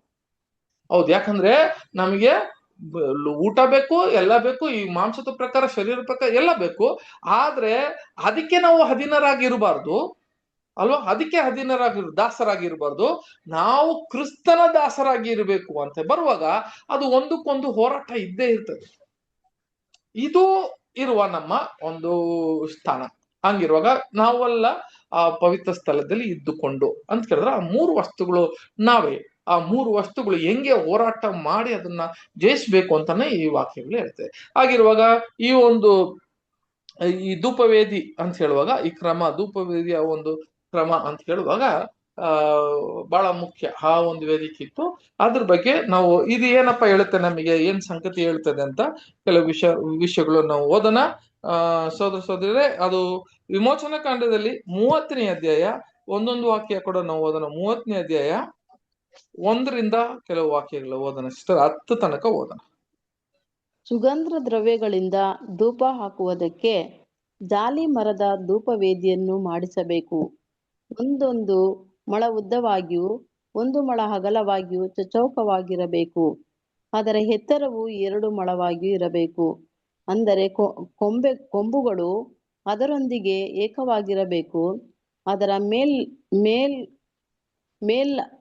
ಮೇಲಗಳಿಗೂ 4 ಪಕ್ಕೆಗಳಿಗೂ ಕೊಂಬುಗಳು ಚೊಕ್ಕ ಬಂಗಾರದ ತಗಡುಗಳನ್ನು ಹೊದಿಸಬೇಕು. ಸುತ್ತಲೂ ಚಿನ್ನದ ಗೋಟು ಕಟ್ಟಿಸಬೇಕು. ಅದರ ಕೆಳಗೆ ವೇದಿಯ 2 ಪಾರ್ಶ್ವಗಳಲ್ಲಿಯೂ ಎರಡೆರಡು ಚಿನ್ನದ ಬಳೆಗಳನ್ನು ಮೂಲೆಗಳಲ್ಲಿ ಹಾಕಿಸಬೇಕು. ವೇದಿಯನ್ನು ಹೊರುವುದಕ್ಕೆ ಕೋಲುಗಳನ್ನು ಅವುಗಳಲ್ಲಿ ಸೇರಿಸಬೇಕು. ಆ ಕೋಲುಗಳನ್ನು ಜಾಲಿ ಮರದಿಂದ ಮಾಡಿಸಿ ಅವುಗಳಿಗೆ ಚಿನ್ನದ ತಗಡುಗಳನ್ನು ಹೊದಿಸಬೇಕು. ಆ ಆಜ್ಞಾಶಾಸನಗಳ ಮಂಜೂಷದ ಮೇಲಣ ತೆರೆಗೆ ಎದುರಾಗಿ, ಅಂದರೆ ಆಜ್ಞಾಶಾಸನಗಳ ಮೇಲಿರುವಂತ ಮತ್ತು ನಾನು ನಿನಗೆ ದರ್ಶನ ಕೊಡುವಂತ ಕೃಪಾಸ್ಥಾನದ ಮುಂದೆ ಅದನ್ನು ಇರಿಸಬೇಕು. ಆರೋನನು ಪ್ರತಿನಿತ್ಯವೂ ಹೊತ್ತಾರೆಯಲ್ಲಿ ದೀಪಗಳನ್ನು ಸರಿಪಡಿಸುವಾಗಲೂ ಸಾಯಂಕಾಲದಲ್ಲಿಯೂ ದೀಪಗಳನ್ನು ಹೊತ್ತಿಸುವಾಗಲೂ ಅದರ ಮೇಲೆ ಸುಗಂಧ ದ್ರವ್ಯಗಳಿಂದ ಧೂಪವನ್ನು ಹಾಕಬೇಕು. ಹೀಗೆ ನಿಮ್ಮಿಂದಲೂ ನಿಮ್ಮ ಸಂತತಿಯವರಿಂದಲೂ ಯೆಹೋವನ ಸನ್ನಿಧಿಯಲ್ಲಿ ನಿತ್ಯವಾದ ಧೂಪ ಸಮರ್ಪಣೆಯು ಇರಬೇಕು. ಆ ವೇದಿಯ ಮೇಲೆ ಬೇರೆ ಯಾವ ಧೂಪವನ್ನು ಹಾಕಕೂಡದು. ಅಂದರೆ ಅದರ ಮೇಲೆ ಹೋಮವನ್ನಾಗಲಿ ದಾನ ನೈವೇದ್ಯವನ್ನಾಗಲಿ ಪಾನ ನೈವೇದ್ಯವನ್ನಾಗಲಿ ಸಮರ್ಪಿಸಕೂಡದು. ಆರೋನನು ಅವನ ಸಂತತಿಯವರು ವರ್ಷಕ್ಕೊಮ್ಮೆ ದೋಷ ಪರಿಹಾರ ಯಜ್ಞ ಪಶುವಿನ ರಕ್ತವನ್ನು ವೇದಿಯ ಕೊಂಬುಗಳಿಗೆ ಹಚ್ಚಿ ಅದರ ವಿಷಯವಾಗಿ ದೋಷ ಪರಿಹಾರವನ್ನು ಮಾಡಬೇಕು. ಅದು ಯೆಹೋವನಿಗೆ ಅತಿ ಪರಿಶುದ್ಧವಾಗಿದೆ. ಸಾಗಿರುವ ಸೋದರ ಸೋದರರೇ, ಈ ಒಂದು ಆ ಧೂಪವೇದಿ ಅಂತ ನೋಡುವಾಗ ಇದೆಲ್ಲ ನಮಗೆ ನಾವು ನೋಡುವಾಗ ಇದು ಜಾಲಿ ಮರದಲ್ಲಿ ಮಾಡಿದಂತ ಒಂದು ಧೂಪವೇದಿ ಅಲ್ವಾ. ಈ ವೇದಿಯಲ್ಲಿ ಅದು ಏನ್ ಮಾಡ್ಬೇಕಂತ ಹೇಳಿದ್ರೆ ಬಂಗಾರ ತಗಡುಗಳಲ್ಲಿ ಅದನ್ನ ಸುತ್ತಲೂ ಅದನ್ನ ಮುಚ್ಚಬೇಕು. ಆಮೇಲೆ ಅದನ್ನ ಏನ್ ಮಾಡ್ಬೇಕಂತ ಹೇಳಿದ್ರೆ ಆ ಕೊಂಬೆಗಳು 4 ಕಡೆ ಆ ಕೊಂಬೆಗಳನ್ನ ಇಟ್ಟಬೇಕು. ಆಮೇಲೆ ಆ ಬಳೆ ಇರಬೇಕು. ಆ ಬಳೆ ಅಂತ ಹೇಳುವಾಗ ಬಹಳ ಮುಖ್ಯ. ಆ 4 ಕಡೆ ಆ ಬಳೆ ಇರಬೇಕು.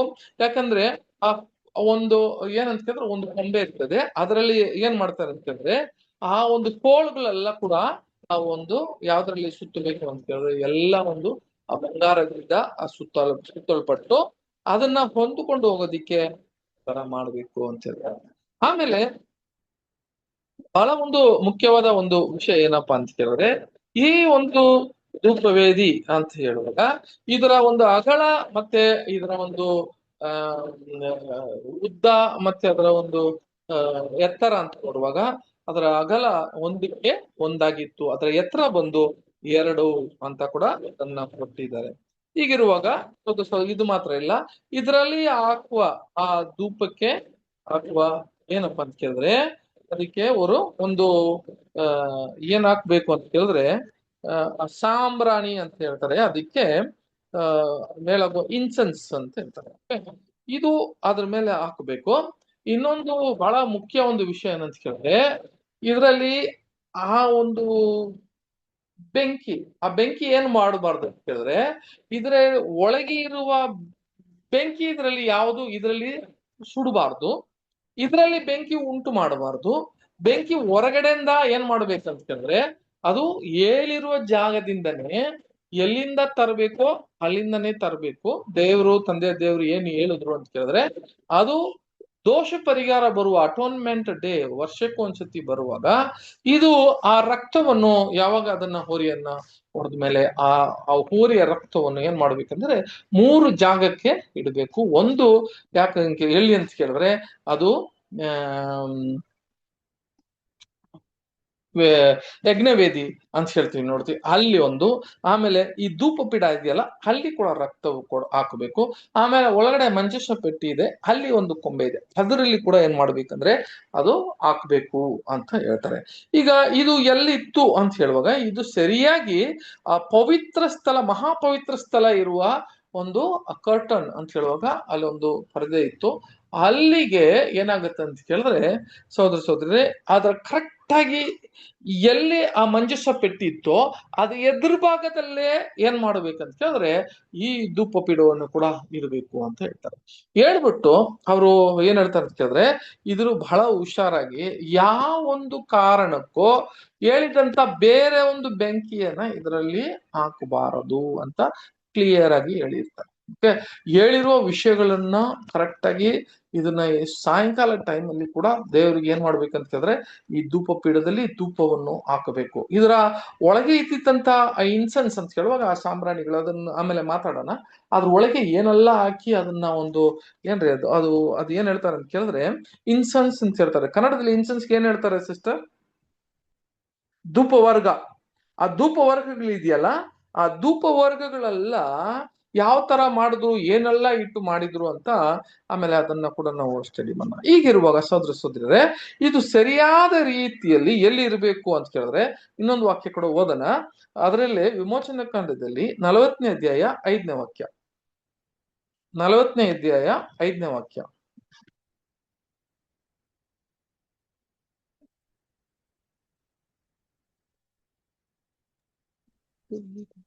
ಆಜ್ಞಾಶಾಸನದ ಮಂಜೂಷದ ಎದುರಾಗಿ ಚಿನ್ನದ ಧೂಪವೇದಿಯನ್ನು ಇಟ್ಟು ಗುಡಾರದ ಬಾಗಿಲಲ್ಲಿ ಪರದೆಯನ್ನು ಕಟ್ಟಬೇಕು.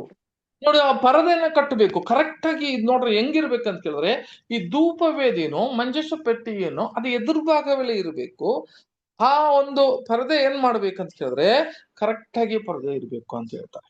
ಆವಾಗ ಏನಾಗುತ್ತೆ ಅಂತ ಕೇಳಿದ್ರೆ ಈ ಪರದೆ ಇರಬೇಕು ಇಲ್ಲಿಗೆ ನೋಡ್ರಿ. ಆಮೇಲೆ ಕರೆಕ್ಟ್ ಆಗಿ ಇಲ್ಲಿ ಏನ್ ಮಾಡ್ಬೇಕಂತ ಕೇಳಿದ್ರೆ, ನೀ ಧೂಪವನ್ನ ಹಾಕುವಾಗ ಆ ಧೂಪ ಏನಾಗ್ಬೇಕಂತ ಕೇಳಿದ್ರೆ ಆ ಧೂಪ ವರ್ಗ ಹಾಕುವಾಗ ಅದರಲ್ಲಿ ಎಲ್ಲ ಫುಲ್ ಹೊಗೆ ಏನಾಗುತ್ತೆ ಅಂತ ಕೇಳಿದ್ರೆ ಆ ಧೂಪ ಒಂದು ಸುಗಂಧ ವಾಸನೆಯಾಗಿ ಇದ್ದು ಅದು ಆ ಪರದೆನ ತಾಡಿ ಹೋಗ್ಬೇಕು. ನೋಡ್ರಿ, ಆ ಪರದೆಯನ್ನ ತಾಡಿ ಏನಾಗ್ಬೇಕಂತ ಕೇಳಿದ್ರೆ ಅದಾಗಿ ಏನಾಗ್ಬೇಕು, ನೀನು ತಳ್ಳಬಾರ್ದು. ನೀನೇನ್ ಮಾಡ್ಬೇಕು, ನಿನ್ನ ಕರ್ತವ್ಯ ಏನಪ್ಪಾ ಅಂತ ಕೇಳಿದ್ರೆ ಬರೀ ಆ ಧೂಪ ವರ್ಗ ಅದನ್ನ ಮೇಲೆ ಆಗ್ತಾನೆ ಬರ್ಬೇಕು. ಆಗ್ತಾ ಬರುವಾಗ ಅದನ್ನ ತುಂಬಿ ಏನಾಗುತ್ತೆ ಅಂತ ಕೇಳಿದ್ರೆ ಮಹಾಪವಿತ್ರ ಸ್ಥಳಕ್ಕೆ ಅದು ಹೋಗುತ್ತೆ. ಆ ಮಹಾಪವಿತ್ರ ಸ್ಥಳಕ್ಕೆ ಹೋಗುವಾಗ ಆ ಧೂಪ ವರ್ಗ ಇಲ್ಲಿಗೆ ತುಂಬಿರ್ಬೇಕು.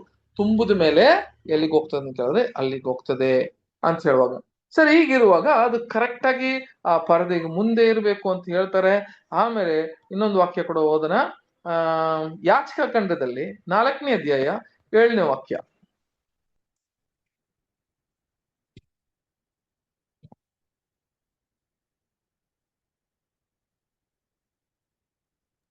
ಯಾಚಕ ಖಂಡದಲ್ಲಿ ಆಗ ಯಾಜಕನು ದರ್ಶನದ ಗುಡಾರದೊಳಗೆ ಯೆಹೋವನ ಸನ್ನಿಧಿಯಲ್ಲಿರುವ ಪರಿಮಳ ಧೂಪವೇದಿಯ ಕೊಂಬುಗಳಿಗೆ ಆ ರಕ್ತವನ್ನು ಹೆಚ್ಚಿ ಓರಿಯ ಮಿಕ್ಕ ರಕ್ತವನ್ನೆಲ್ಲ ದೇವ ದರ್ಶನದ ಗುಡಾರದ ಬಾಗಿಲಿಗೆ ಎದುರಾಗಿ ಸರ್ವಾಂಗ ಹೋಮ ಮಾಡುವ ಯಜ್ಞವೇದಿಯ ಬುಡದಲ್ಲಿ ಸುರಿದು ಬಿಡಬೇಕು. ಸಾಕು. ಹಂಗಾದ್ರೆ ಅದನ್ನ ರಕ್ತ ಇದೆಲ್ಲ ಕೂಡ ಬಹಳ ಒಂದು ಅರ್ಥವಾಗಿದೆ. ಇದು ದೊಡ್ಡ ಇದರಲ್ಲಿ ಮಾತ್ರ ಈ ಇನ್ಸೆನ್ಸ್ ಆಲ್ಟರ್ ಅಂತ ಹೇಳುವಾಗ ಈ ಧೂಪವೇದಿ ಮಾತ್ರ ಸ್ವಲ್ಪ ದೊಡ್ಡದು ಪಾಠ. ಯಾಕಂತ ಕೇಳಿದ್ರೆ ಇವೆಲ್ಲ ನಾವು ಫಲ ಕೊಡುವ ಒಂದು ಆತ್ಮೀಯ ರೀತಿಯಲ್ಲಿ ಇರುವ ಅರ್ಥಗಳು ಬಹಳ ಒಂದು ವಿಷಯ ನಮಗೆ ಹೇಳಿದ್ದಾರೆ. ಸರ್, ಹೀಗಿರುವಾಗ ಇದ್ ನೋಡ್ರಿ, ಆ ರಕ್ತವನ್ನು ಆ ಕೊಂಬೆ ಮೇಲೆ ಹಾಕ್ಬಿಟ್ಟು ಇರುವ ರಕ್ತವೆಲ್ಲ ಆ ಒಂದು ಯಜ್ಞವೇದಿ ಇದೆ ಅದ್ರ ಮೇಲೆ ಸುರಿಬೇಕು. ಇವೆಲ್ಲ ಅರ್ಥಗಳು ಉಂಟು.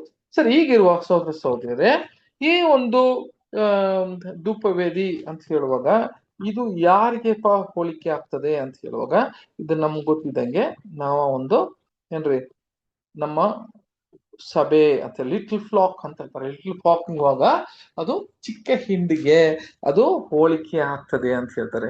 ಈ ಚಿಕ್ಕ ಹಿಂಡಿಗೆ ಅದನ್ನ ಹೋಲಿಕೆ ಮಾಡಿ ಬಹಳ ಇಂಪಾರ್ಟೆಂಟ್ ಅಲ್ಲಿ ಕೊಟ್ಟಿದ್ದಂತ ವಿಷಯ ಅಂತ ಕೇಳಿದ್ರೆ ಬೇರೆ ಯಾವ ಒಂದು ಆ ಒಂದು ಬೆಂಕಿಯನ್ನು ಏನ್ ಮಾಡಬಾರ್ದು ಅಂತ ಕೇಳಿದ್ರೆ ಅದು ಹಳ್ಳಿಗೆ ತಗೊಂಡು ಹೋಗ್ಲೇಬಾರ್ದು ಅಂತ ಹೇಳ್ತಾರೆ ಅಲ್ವಾ. ಸೋದರರೇ ಯಾರಾದ್ರೂ ತಗೊಂಡು ಹೋಗಿದಾರಾ ಅಂತ ಹೇಳಿದ್ರೆ, ಇದರಲ್ಲಿ ಯಾರಾದ್ರೂ ತಗೊಂಡು ಹೋಗಿದಾರಾ ಬೇರೆ ಬೆಂಕಿಯನ್ನ ತಗೊಂಡೋಗಿ ಆ ಧೂಪ ವೇದಿಯಲ್ಲಿ ಹಾಕಿದಾರಾ? ಹೌದು ಬ್ರದರ್, ಇದು ಅಬಿಯು ದಾತನ್ ಅವರು. ನಾದಾಬಾಬಿಯು ಅಂತ ಇದೆ ಅಲ್ವಾ, ನಾದಾಬಾಬಿ ಅವರೇ. ಬೇರೆ ಯಾರಾದ್ರೆ? ಸರಿ, ನಾದಾಬಾಬಿಯು ಮಾತ್ರ ಹೋಗಿದ್ರ? ಬೇರೆ ಯಾರಾದ್ರೂ ಹಾಕಿದ್ರ ತಪ್ಪಾಗಿ? ಬೇರೆ ಒಬ್ರು ಕೂಡ ಹಾಕಿದ್ದಾರೆ. ಯಾರಂತ ಕೇಳಿದ್ರೆ ಅದು ಉಜಿಯಾ ಅಂತ ನೋಡ್ತೀವಿ ಅಲ್ವಾ. ಸೋದರರೇ, ಇವ್ರಿಗೆ ಮಾಡಿದಂತ ಶಿಕ್ಷೆ ಏನಪ್ಪಾ? ಇವ್ರಿಗೆ ಆಗಿದಂತ ಶಿಕ್ಷೆ ಏನಂತ ಕೇಳಿದ್ರೆ, ಹೇಳಿದ ಒಂದು ನೋಡ್ರಿ, ಬೆಂಕಿ ಅನ್ನುವಾಗ ಬೆಂಕಿ ಎಲ್ಲ ಒಂದೇ ಬೆಂಕಿ. ಆದ್ರೆ ತಂದೆ ದೇವ್ರು ಹೇಳಿದಂತ ಆ ವಾಕ್ಯದ ಪ್ರಕಾರ ಅದಕ್ಕೆ ವಿಧೇಯತನ ಬಹಳ ಮುಖ್ಯ. ಆ ವಿಧೇಯತನದಲ್ಲಿ ಯಾವ್ದು ಮಾಡ್ಬೇಕು ಅಂತ ಹೇಳಿದ್ರೆ ಅದನ್ನ ಸರಿಯಾಗಿ ಮಾಡ್ಬೇಕು. ಅದನ್ನ ಸರಿಯಾಗಿ ಮಾಡ್ದಿರಾ, ನಾನು ಹೇಳ್ದಿರ ಇರುವ ಒಂದು ಅಲ್ಲಿ ಬೆಂಕಿಯನ್ನ ತರೋದು, ಬೇರೆ ವಿಷಯಗಳನ್ನ ಮಾಡುವಾಗ ಅದು ದೇವರಿಗೆ ವಿರುದ್ಧವಾಗಿದೆ. ಅದು ದೇವರಿಗೆ, ತಂದೆಯಾದ ಯೆಹೋವನಿಗೆ ವಿರುದ್ಧವಾಗಿದೆ. ಅದನ್ನ ತಪ್ಪು ಮಾಡುವಾಗ, ಅದನ್ನ ಮೀರುವಾಗ ಅವರ ಶಿಕ್ಷೆಗಳು ಏನಾಗಿತ್ತು ಅಂತ ಕೇಳಿದ್ರೆ ಮರಣವಾಗಿತ್ತು. ಹೌದು ಸಹೋದರರೇ, ನಮಗೆ ಕೂಡ ನೋಡ್ರಿ ಬಹಳ ಮುಖ್ಯ. ನಾವು ಹೆಂಗೋ ಒಂದು ದೇವರ ಹತ್ರ ನಾವು ಯಾವ್ದೇ ಒಂದು ಮಾಡಿಕೊಂಡು ಹೋಗ್ಬೋದಾ, ಸಾಧ್ಯವಾ ಅಂತ ಕೇಳಿದ್ರೆ ಇಲ್ಲ, ಆಗೋದಿಲ್ಲ. ಯಾಕಂತ ಕೇಳಿದ್ರೆ ಎಲ್ಲರೂ ದೇವರ ಮಕ್ಕಳೇ, ಅದರಲ್ಲಿ ಏನು ನಮ್ಮ ಒಂದು ಡೌಟ್ ಇಲ್ಲ. ಲೋಕದಲ್ಲಿ ಇರುವವರು ಎಲ್ಲ ಕೂಡ ದೇವರ ಮಕ್ಕಳೇ. ಆದ್ರೆ ದೇವದರ್ಶನ ಗೂಡಾರದಲ್ಲಿ ಬಂದು ಕ್ರಿಸ್ತನ ಒಂದು ಅವರ ಜೊತೆಗಿದ್ದು ಕ್ರಿಸ್ತನ ಒಂದು ಹೋಲಿಕೆಗೆ ಮಾರಲ್ಪಡುವರು, ಆತನ ಸಾರೂಪ್ಯಕ್ಕೆ ಬರಬೇಕು ಅಂತ ಹೇಳಿದ್ರೆ ಅವರಿಗೆ ಕೆಲವು ಕಟ್ಟಳೆಗಳು ಉಂಟು, ಅವರಿಗೆ ಕೆಲವು ನ್ಯಾಮಗಳು ಉಂಟು. ಅವರು ಮಹಾಯಾಜಕನು, ನಾವು ಯಾಜಕನಾಗಿರುವಾಗ ಅವ್ರಿಗೆ ಕೆಲವು ಬಹಳ ಸ್ಟ್ರಿಕ್ಟ್ ಆಗಿ ಇರುವ ಒಂದು ಕಟ್ಟಳೆಗಳು ಉಂಟು. ಹೇಳಿರೋ ವಿಷಯಗಳನ್ನ ಸರಿಯಾಗಿ ಆ ವಾಕ್ಯದ ಪ್ರಕಾರ ಏನ್ ಮಾಡ್ಬೇಕು, ಅದು ನಮ್ಮನ್ನ ನ್ಯಾಯ ತೀರಿಸ್ಬಿಡ್ತದೆ ಅಂತ ಹೇಳ್ತಾರೆ. ನಮಗೆಲ್ಲ ಗೊತ್ತಿದೆ ಏನಪ್ಪಾ ಅಂತ ಕೇಳಿದ್ರೆ, ಸೋದರಿ ನಾವು ನೋಡ್ರಿ ಮೊದಲು ಇದು ಓದೋಣ. ಏನಂತ ಕೇಳಿದ್ರೆ 1ನೇ ಪೇತ್ರ, ನಾವು ನೋಡ್ರಿ ಈ ಒಂದು ವಿಷಯಗಳು ಮಾತಾಡುವಾಗ ಸೋದರಿಯರೇ, ನಮಗೆ ಈಗ ಒಳಗಡೆ ಹೋದ ತಕ್ಷಣ ನಾವೆಲ್ಲ ಬಂದಿದ್ದೀರಲ್ಲ, ನಾವೆಲ್ಲ ಬಂದುವಾಗ ನಾನು ಮುಂಚೆನೆ ಹೇಳಿದ್ದೀನಿ, ನಾವೆಲ್ಲ ಬರಕ್ ಮುಂಚೆನೆ ಒಳಗೆ ದೇವರು ಯಾವ್ದು ಒಳ್ಳೇದು ಕೆಟ್ಟೋದೆಲ್ಲ ತಿಳಿಸ್ಬಿಟ್ಟವ್ರೆ. ನಾವೆಲ್ಲ ಮೆಚೂರ್ಡ್ ಕ್ರಿಶ್ಚಿಯನ್ಸು, ಇಲ್ಲ ಅಂತ ನಾವು ಹೇಳಕ್ಕೆ ಆಗೋದಿಲ್ಲ. ನಮಗೆ ಒಳ್ಳೇದು ಕೆಟ್ಟೋದು ಸರಿಯಾದ ರೀತಿಯಲ್ಲಿ ಗೊತ್ತಿದೆ. ಸೈತಾನ್ ಯಾರು, ದೇವ್ರು ಯಾರು ಅಂತ ಗೊತ್ತಿದೆ. ಲೋಕ ಏನು, ನಮ್ಮ ಆತ್ಮೀಯವಾಗಿ ಇಸ್ರೇಲ್ ಏನು ಅಂತ ಗೊತ್ತಿದೆ.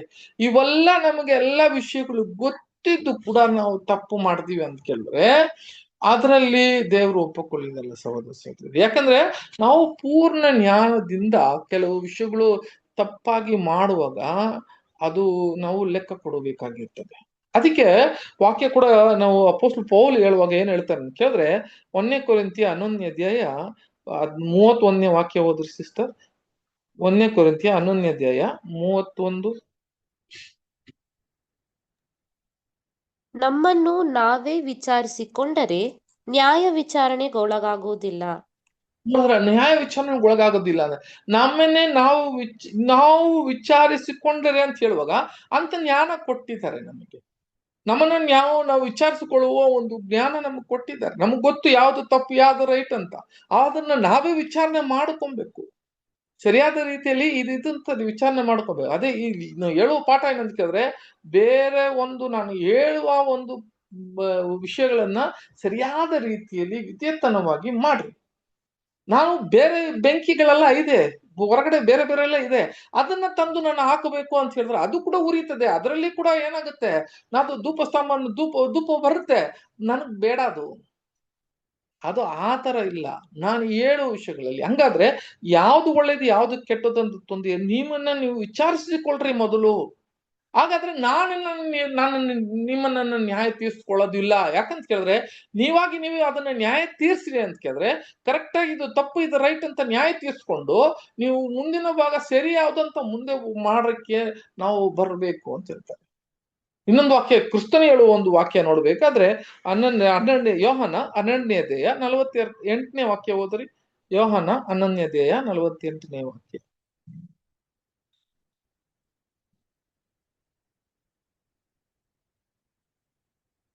ನನಗೆ ಕೇಳ್ಬಾರ್ದು.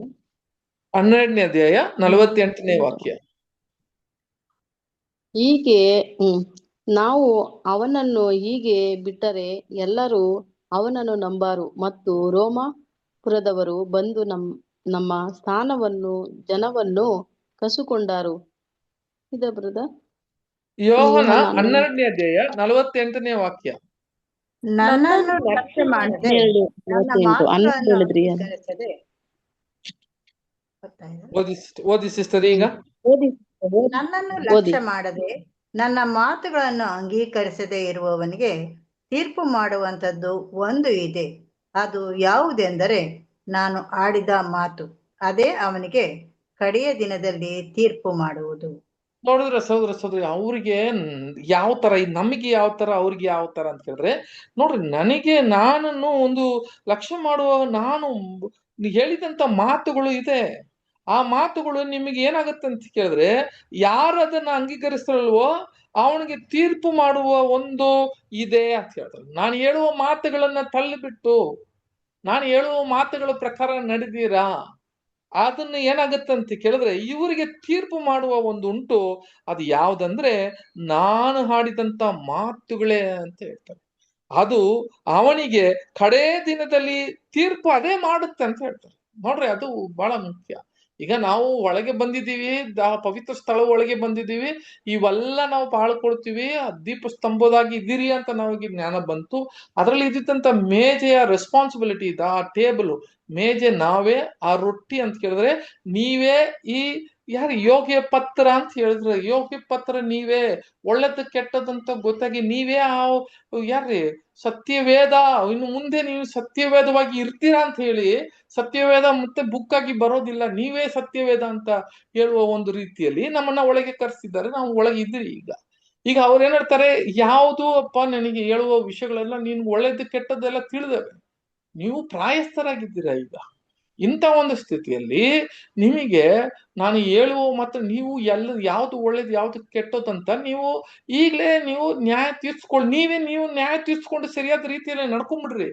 ಬೇರೆ ಯಾರು ನಿಮಗೆ ನ್ಯಾಯ ತೀರ್ಸೋದು ಬೇಡ. ಹಾಗಾದ್ರೆ ಅದನ್ನ ನೀವು ಹಂಗ್ ನಡ್ಕೊಂಡ್ಬಿಟ್ರೆ, ನೋಡಿ, ನನ್ನ ಒಂದು ಮಾತುಗಳನ್ನು ಲಕ್ಷ್ಯ ಮಾಡುವನು ಅಂತ ಹೇಳಿದ್ರೆ, ಅಲಕ್ಷ್ಯ ಮಾಡುವನು ಯಾರಪ್ಪ ಅಂತ ಹೇಳಿದ್ರೆ ಅವನು ತಪ್ಪಾಗಿ ಇದನ್ನ ಕೇಳಿದಿರ ಹೋದ್ರೆ ಕೊನೆಗೆ ನಮ್ಮನ್ನ ನ್ಯಾಯ ತೀರ್ಸೋದು ಅದು ಒಂದು ಉಂಟು. ಅದು ಬೇರೆ ಯಾವ್ದಿಲ್ಲ, ದೇವರ ವಾಕ್ಯವೇ ಅಂತ ಹೇಳ್ತಾರೆ. ಆಗಿರುವಾಗ ಇದ್ರ ಒಳಗೆ ಹೋಗುವಾಗ ನಾವು ಇರುವಾಗ ಎಷ್ಟು ಎಚ್ಚರಿಕೆಯಿಂದ ಅವ್ರಿಗೆ ಕೊಟ್ಟಿದ್ರು ಅಷ್ಟು ಎಚ್ಚರಿಕೆ ನಮಗೂ ಐತೆ. ಅವರು ಏನ್ರಿ, ಅವರು ಛಾಯವಾಗಿದ್ರು, ಆದ್ರೆ ನಾವು ನಿಜ ಸ್ವರೂಪದಲ್ಲಿದ್ದೀರಿ. ಅವ್ರು ಛಾಯವಾಗಿ ಇದ್ದಿದ್ದವ್ರಿಗೆ ಮರಣ ಹೆಂಗ್ ಬಂತು ಅಂತ ಹೇಳಿದ್ರೆ, ಅವ್ರಿಗೆ ಮರಣ ಉಂಟು, ಮರಣ ಬಂತು, ಅವ್ರಿಗೆ ಶಿಕ್ಷೆ ಇತ್ತು. ನಾವು ನಿಜ ಸ್ವರೂಪದಲ್ಲಿ ಇರುವ ನಮ್ಮ ಸ್ಥಿತಿ ನೋಡ್ರಿ. ಅವ್ರಿಗೆ ಆದ್ರೆ ಮತ್ತೆ ಪುನರ್ತನ ಇದೆ. ಮತ್ತೆ ಅವ್ರು ಏನಾಗಿದ್ದಾರೆ ಅಂತ ಕೇಳಿದ್ರೆ, ಅವ್ರು ತಪ್ಪು ಮಾಡಿದ್ರು, ಮತ್ತೆ ದೇವ್ರು ಅವ್ರಿಗೆ ಇನ್ನೊಂದು ಅವರು ಅವಕಾಶವನ್ನು ಅವ್ರನ್ನ ಆಯ್ಕೆ ಮಾಡ್ತಾರೆ. ಅವ್ರಿಗೆ ಮತ್ತೆ ಆ ಒಡಂಬಡಿಕೆಯನ್ನು, ಒಂದು ಹೊಸ ಒಡಂಬಡಿಕೆಯನ್ನು ಅವ್ರ ಹತ್ರ ಮಾಡ್ತಾರೆ. ಅವ್ರು ಮತ್ತೆ ತರಿಸ್ತಾರೆ ಅವ್ರನ್ನ. ಆದ್ರೆ ನಾವು ನಿಜ ಸ್ವರೂಪದ ರೀತಿಯಲ್ಲಿ ಇರುವ ನಾವು, ನಿಜ ಸ್ವರೂಪದಲ್ಲಿ ಆ ದೇವದರ್ಶನ ಗುಡಾರ ಒಳಗೆ ಇರುವ ನಾವು, ನಮಗೆ ಕೊಟ್ಟಿರುವ ಆಜ್ಞೆಗಳು ಏನಪ್ಪಾ ಅಂತ ಹೇಳಿದ್ರೆ, ಅಲ್ಲಿ ಇದ್ದಿದ್ದಂತ ಯಾವೊಂದು ವಿಷಯಗಳನ್ನು, ಮುಖ್ಯವಾಗಿ ಆ ಬೆಂಕಿ ಕೊಟ್ಟಿರುವ ಬೆಂಕಿಯನ್ನು ಬೇರೆ ನಾನು ಹೇಳಿದಂತ ಯಾವ ವಿಷಯ ಹೇಳ್ದಿರಂತ ಯಾವುದೂ ಕಾರ್ಯಗಳು ಅಲ್ಲಿ ಮಾಡಕ್ ಹೋಗ್ಬೇಡ್ರಿ ಅಂತ. ಅಂದ್ರೆ ಹಂಗಾದ್ರೆ ಇದೇನಪ್ಪಾ, ಇದು ಧೂಪಸ್ತಂಭ ಇಲ್ಲಿ ಇದ್ದಿದ್ದಂತ ವಾಕ್ಯ ಹೇಳುವಾಗ ಅದು ಒಂದು ವಾಕ್ಯ ಕೂಡ ಓದೋಣ. 1 ಪೇತ್ರ 2ನೇ ಅಧ್ಯಾಯ 5ನೇ ವಾಕ್ಯ. ಪೇತ್ರನಿಗೆ 1 ಪೇತ್ರ.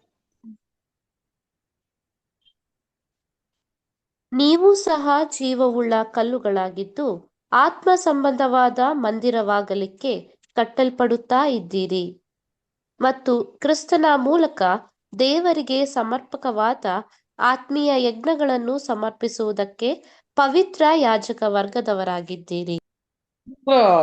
ಆತ್ಮ ರೀತಿಯಲ್ಲಿರುವ ಯಜ್ಞಗಳನ್ನು ಆ ಧೂಪ ವರ್ಗವನ್ನು ಏನಾಗ್ತದೆ ಅಂತ ಕೇಳಿದ್ರೆ ನೀವು ಆ ಪವಿತ್ರ ಯಾಜಕರಾಗಿದ್ದೀರಿ ಅಂತ ಹೇಳ್ತಾರೆ. ನಿಮ್ಮ ರೆಸ್ಪಾನ್ಸಿಬಿಲಿಟಿ ತಂದ್ಬಿಟ್ರಿ, ಇಲ್ಲಿ ನಿಜ ಸ್ವರೂಪ ಇಲ್ಲಿ ತಂದ್ಬಿಟ್ರಿ ಅಲ್ವಾ. ಅಲ್ಲಿ ನೋಡುವ ಛಾಯವಾಗಿ ಇರುವ ವಿಷಯಗಳ ಹೇಳುವ ಇದಕ್ಕೆ ನೀವು ಇಲ್ಲಿಗೆ ಯಾಚಕರಾಗಿದ್ದೀರಾ, ನೀವು ಒಂದು ಧೂಪ ವರ್ಗವಾಗಿ ದೇವರಿಗೆ ಕೊಡುವರಾಗಿ ಇದ್ದೀರಿ ಈಗ ಅಂತ ಹೇಳಿ ನಮಗೆ ವಾಕ್ಯ ಡೈರೆಕ್ಟ್ ಆಗಿ ಹೇಳ್ಬೇಕು ಕ್ರಿಸ್ತನೊಳಗೆ.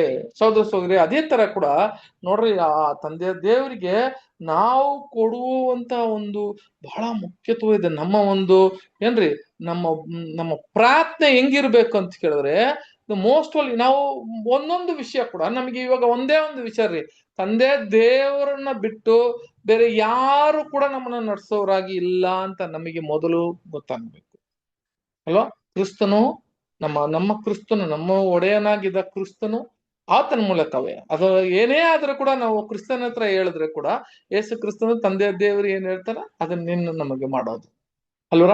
ಹಾಗಿರುವಾಗ ನಮಗೆ ಒಳಗಿದ್ದಂತ ನಾವು ಪವಿತ್ರ ಸ್ಥಳದಲ್ಲಿ ಇರುವ ನಾವು ನಮ್ಮ ಆ ಧೂಪ ವರ್ಗ ಯಾಗಿರ್ಬೇಕು ಅಂತ ನಮ್ಮ ಒಂದು ಪ್ರಾರ್ಥನೆ ಕೂಡ. ಇನ್ನೊಂದು ವಾಕ್ಯ ಕೂಡ ಓದೋಣ, ಪ್ರಕಟಣೆ 8ನೇ ಅಧ್ಯಾಯ 5ನೇ ವಾಕ್ಯ.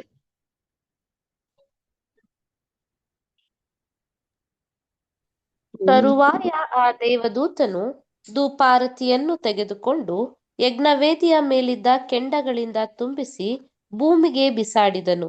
ಆಗ ಗುಡುಗುಗಳು, ವಾಣಿಗಳು, ಮಿಂಚುಗಳು, ಭೂಕಂಪವು ಉಂಟಾದವು. ನೋಡಿದ್ರ ಸಹೋದರ ಸಹೋದರಿ, ಇಲ್ಲಿ ಸಾರಿ ನಿಮ್ದು ಕಟ್ಟಾಗೋಯ್ತು, ಮತ್ತೆ ಹೇಳಿ ಓದ್ರಿ ಸಿಸ್ಟರ್. ತರುವಾಯ ಆ ದೇವದೂತನು ಧೂಪಾರತಿಯನ್ನು ತೆಗೆದುಕೊಂಡು ಯಜ್ಞವೇದಿಯ ಮೇಲಿದ್ದ ಕೆಂಡಗಳಿಂದ ತುಂಬಿಸಿ ಭೂಮಿಗೆ ಬಿಸಾಡಿದ್ದನು. ಆಗ ಗುಡುಗುಗಳು, ವಾಣಿಗಳು, ಮಿಂಚುಗಳು, ಭೂಕಂಪವು ಉಂಟಾದವು. ಹೌದ್ರ. ಸೊ ಇವು ಯಾವ್ದ್ರ ಬಗ್ಗೆ ಮಾತಾಡ್ತಾರೆ ಅಂತ ಹೇಳಿದ್ರೆ ಸಹೋದರ ಸಹೋದರಿಯರೇ, ಇವೆಲ್ಲ ಆತನ ಒಂದು ಯಾರೇ ಸೈನ್ಸ್ ಅಂತಾರೆ, ಸೈನ್ಸ್ ಪರಿಶುದ್ಧವರಾಗಿರುವವರನ್ನು ಅವ್ರ ಮುಖಾಂತರ ಮಾಡುವ ಕೆಲಸಗಳು ಅಂತ ಹೇಳ್ತಾರೆ. ಆತನ ಒಂದು ಪ್ರಾರ್ಥನೆ ಯಾವ ತರ ಇರುತ್ತೆ ಅಂತ ಕೇಳಿದ್ರೆ, ಆತನ ಬೇಡಿಕೆ ತಂದೆಯ ದೇವರ ಹತ್ರ ಹೆಂಗಿರುತ್ತೆ ಅಂತ ಕೇಳಿದ್ರೆ, ಇಟ್ ಈಸ್ ಅ ಬರ್ನಿಂಗ್ ಅಂತ ಹೇಳ್ತಾರೆ, ಬರ್ನಿಂಗ್ ಇನ್ಸೆನ್ಸ್ ಅಂತ ಹೇಳ್ತಾರೆ. ಆತನ ಆ ಧೂಪವರೆಗೂ ಹಿಂಗಿತ್ತಂತೆ. ಅದನ್ನ ಚೆಲ್ಲುವಾಗ ಅದೇ ಏನಾಗುತ್ತೆ ಅಂತ ಕೇಳಿದ್ರೆ ಇವೆಲ್ಲ ನಮಗೆ ಸೂಚನೆವಾಗಿ ಕೊಡುತ್ತೆ. ಅದಕ್ಕೆ ನಾವು ಎಲ್ಲಿ ಇರಬೇಕು ಅಂತ ಕೇಳಿದ್ರೆ ಆ ಮಂಜಸ ಪೆಟ್ಟಿ ಇದೆಯಲ್ಲ, ಅದ್ ಪಕ್ಕದಲ್ಲೇ ಇದ್ದುಕೊಂಡು ಪಕ್ಕದಲ್ಲೇ ಇಡಬೇಕು. ಇದಕ್ಕೂ ಅದಕ್ಕೂ ಪಕ್ಕದಲ್ಲೇ ಇರಬೇಕು. ಈ ಒಂದು ಧೂಪವರ್ಗ ಮತ್ತೆ ಆ ಮಂಜಸ ಪೆಟ್ಟಿ ಎರಡು ಪಕ್ಕದಲ್ಲಿ ಇರಬೇಕು ಅಂತ ಹೇಳುವಾಗ ಅದನ್ನ ಏನ್ ಸೂಚನೆ ಮಾಡುತ್ತೆ ಅಂತ ಕೇಳಿದ್ರೆ ಸಹೋದರ ಸಹೋದರಿ, ನಾವು ನೋಡ್ರಿ ಏನೇ ಕೂಡ ಇದ್ರೆ ಆ ಗೋಡೆ ಹಿಂದೆ ಅಂತ ಹೇಳುವಾಗ ನಮ್ಮ ಪರಲೋಕದಲ್ಲಿರುವ ತಂದೆಯ ದೇವ್ರಿಗೂ ನಮಗೂ ಒಂದು ತಡೆ ಐತೆ. ಅದನ್ನ ನಾವು ನೋಡಕ್ ಆಗಲ್ಲ, ಅದು ಈ ಮಾಂಸದಲ್ಲಿ ನೋಡಕ್ ಆಗಲ್ಲ. ಅದೇ ತರ ಅವ್ರು ಕೂಡ ಇಲ್ಲಿ ಬರಲ್ಲ, ಒಂದು ಪರದೆ ಇದೆ. ಆದ್ರೆ ನಮ್ಮ ಒಂದು ಐಕ್ಯತೆ, ನಮ್ಮ ಒಂದು ಪ್ರೀತಿ ಎಲ್ಲ ತಂದೆ ದೇವ್ರ ಹತ್ರ ಎಷ್ಟೊಂದು ಕ್ಲೋಸ್ ಆಗಿರ್ಬೇಕು ಅಂತ ಕೇಳಿದ್ರೆ, ಎಷ್ಟು ಅವ್ರ ಹತ್ರ ಐಕ್ಯತೆ ಇರ್ಬೇಕು ಅಂದ್ರೆ ಯೇಸು ಕ್ರಿಸ್ತನು ಇದ್ದಂಗೆ ನಾವು ಇರ್ಬೇಕಂತೆ. ಅದಕ್ಕೆ ಅದು ಪಕ್ಕದಲ್ಲೇ ಇಟ್ಟಿದ್ರಂತೆ. ಆದ್ರೆ ಒಂದು ಪರದೆ ಉಂಟು, ಅದು ಕೂಡ ಓದೋಣ. ಯೋಹನ 11ನೇ ಅಧ್ಯಾಯ 42ನೇ ವಾಕ್ಯ. ಯೋಹನ 11ನೇ ಅಧ್ಯಾಯ 42ನೇ ವಾಕ್ಯ.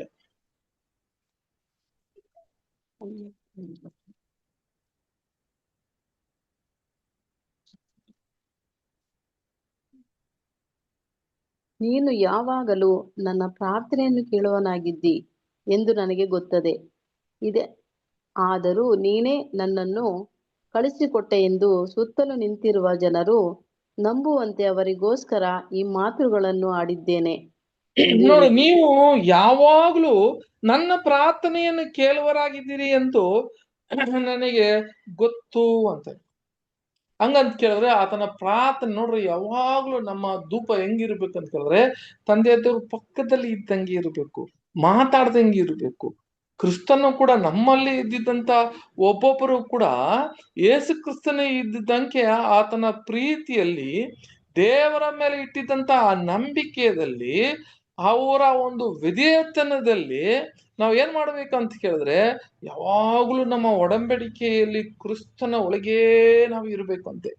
ಅವ್ರು ಹೇಳ್ತಾರೆ ಏನಂತ ಕೇಳುವಾಗ, ನೀನು ನನ್ನಲ್ಲೂ, ಇನ್ನೊಂದು ವಾಕ್ಯ ಕೂಡ ಓದನ್ನ, ಯೋಹನ 15ನೇ ಅಧ್ಯಾಯ 7ನೇ ವಾಕ್ಯ ಓದಿರಿ ಸಿಸ್ಟರ್. 15:7.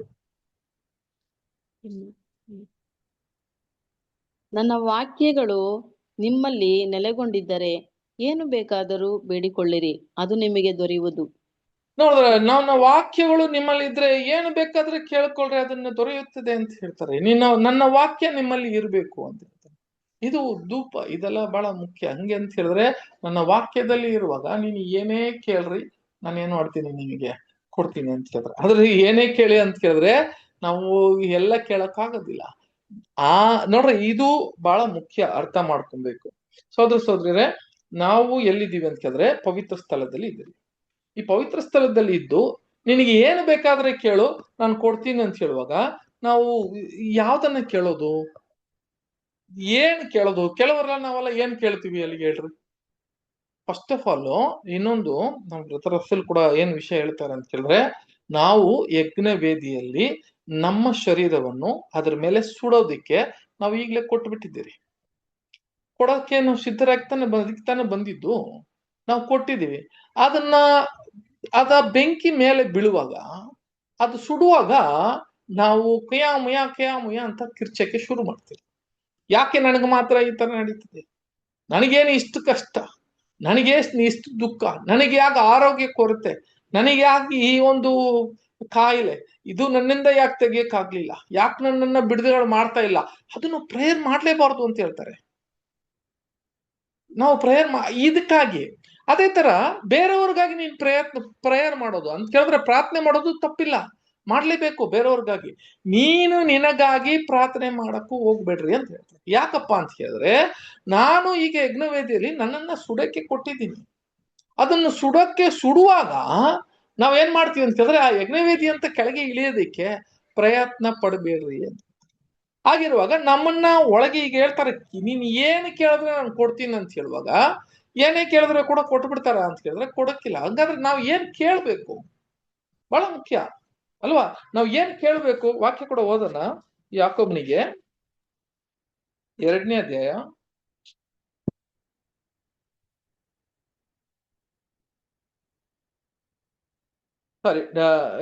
ಯಾಕೋಬ್ನು 4ನೇ ಅಧ್ಯಾಯ 2ನೇ ವಾಕ್ಯ, 2-3 ವಾಕ್ಯ ಓದ್ರಿ. ನೀವು ಆಶಿಸಿದರೂ ಹೊಂದದೇ ಇದ್ದೀರಿ, ನೀವು ಕೊಲೆಗಾರರಾಗುವಷ್ಟು ಹೊಟ್ಟೆ ಕಿಚ್ಚು ಪಟ್ಟಾದರೂ ಸಂಪಾದಿಸಲಾರದೆ ಇದ್ದೀರಿ. ನೀವು ಕಾದಾಡುತ್ತೀರಿ, ಯುದ್ಧ ಮಾಡುತ್ತೀರಿ. ನೀವು ದೇವರನ್ನು ಬೇಡಿಕೊಳ್ಳದ ಕಾರಣ ನಿಮಗೇನು ದೊರೆಯಲಿಲ್ಲ.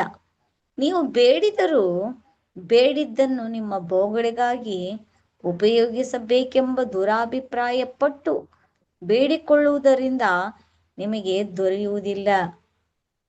ವ್ಯಭಿಚಾರಿಗಳನ್ನು ಸಾಕು ನೋಡ್ರಿ ಸೋದರರೇ, ನಿಮ್ಮ ಶರೀರ ಪ್ರಕಾರ, ನಿಮ್ಮ ಒಂದು ಆಶೆ, ನಿಮ್ಮ ಒಂದು ಅಭಿಲಾಷಕ್ಕಾಗಿ ನೀನು ಏನು ಬೇಡ್ತಾ ಇದೆಯೋ ಅದನ್ನ ದೊರೆಯುತ್ತಿಲ್ಲ ಅಂತ ಹೇಳ್ತಾ ಇದ್ದಾರೆ.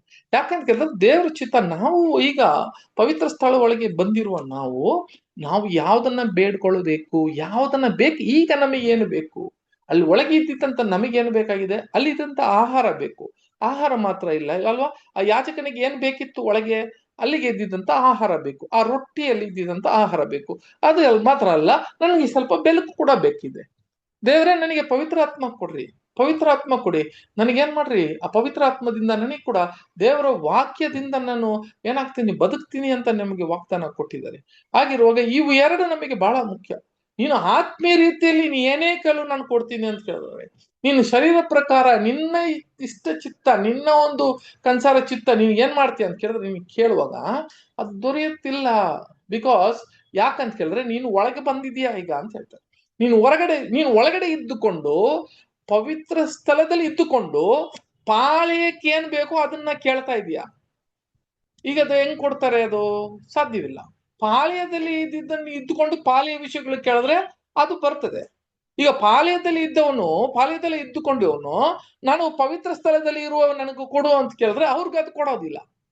ಅದೇ ತರ ನಾವು ಪವಿತ್ರ ಸ್ಥಳದಲ್ಲಿ ಇದ್ದುಕೊಂಡು ಪಾಳ್ಯದಲ್ಲಿ ಇರುವ ವಿಷಯಗಳೆಲ್ಲ ನನಗೆ ಕೊಡು ಅಂತ ಕೇಳಿದ್ರೆ ಕೊಡಕ್ಕಿಲ್ಲ.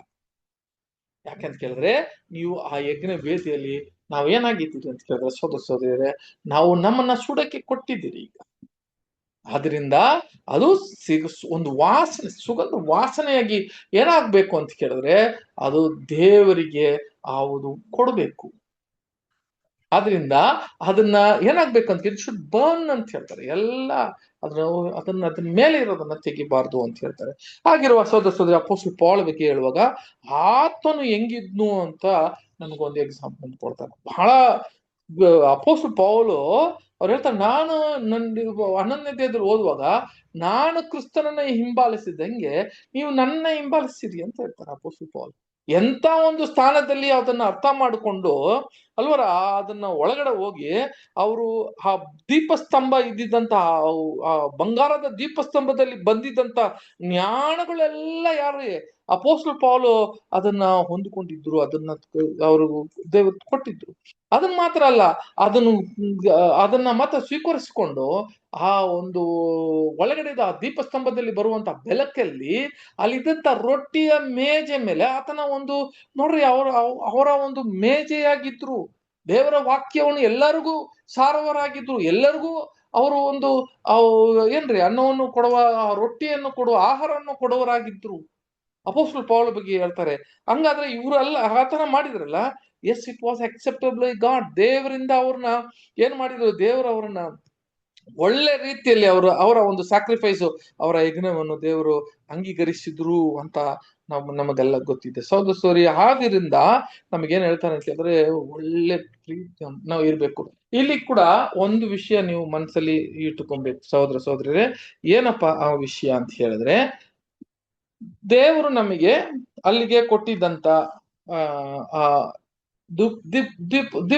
ಧೂಪಸ್ತಂಭ, ಆ ಧೂಪಸ್ತಂಭ ಇದೆಯಲ್ಲ, ಆ ಧೂಪವು ಕ್ರಮ ಅಂತ ಹೇಳುವಾಗ ಆ ಧೂಪಸ್ತಂಭ ಇರುವಾಗ ಅದರಲ್ಲಿ ದೇವರು ನಮಗೂ ಏನ್ ಹೇಳ್ತಾರೆ ಅಂತ ಕೇಳಿದ್ರೆ ಆ ಒಂದು ಧೂಪ ವರ್ಗಗಳನ್ನ ಹಾಕಬೇಕು. ಧೂಪ ವರ್ಗ ಇದೆ, ಆ ಧೂಪ ವರ್ಗ ಹಾಕ್ಬೇಕು.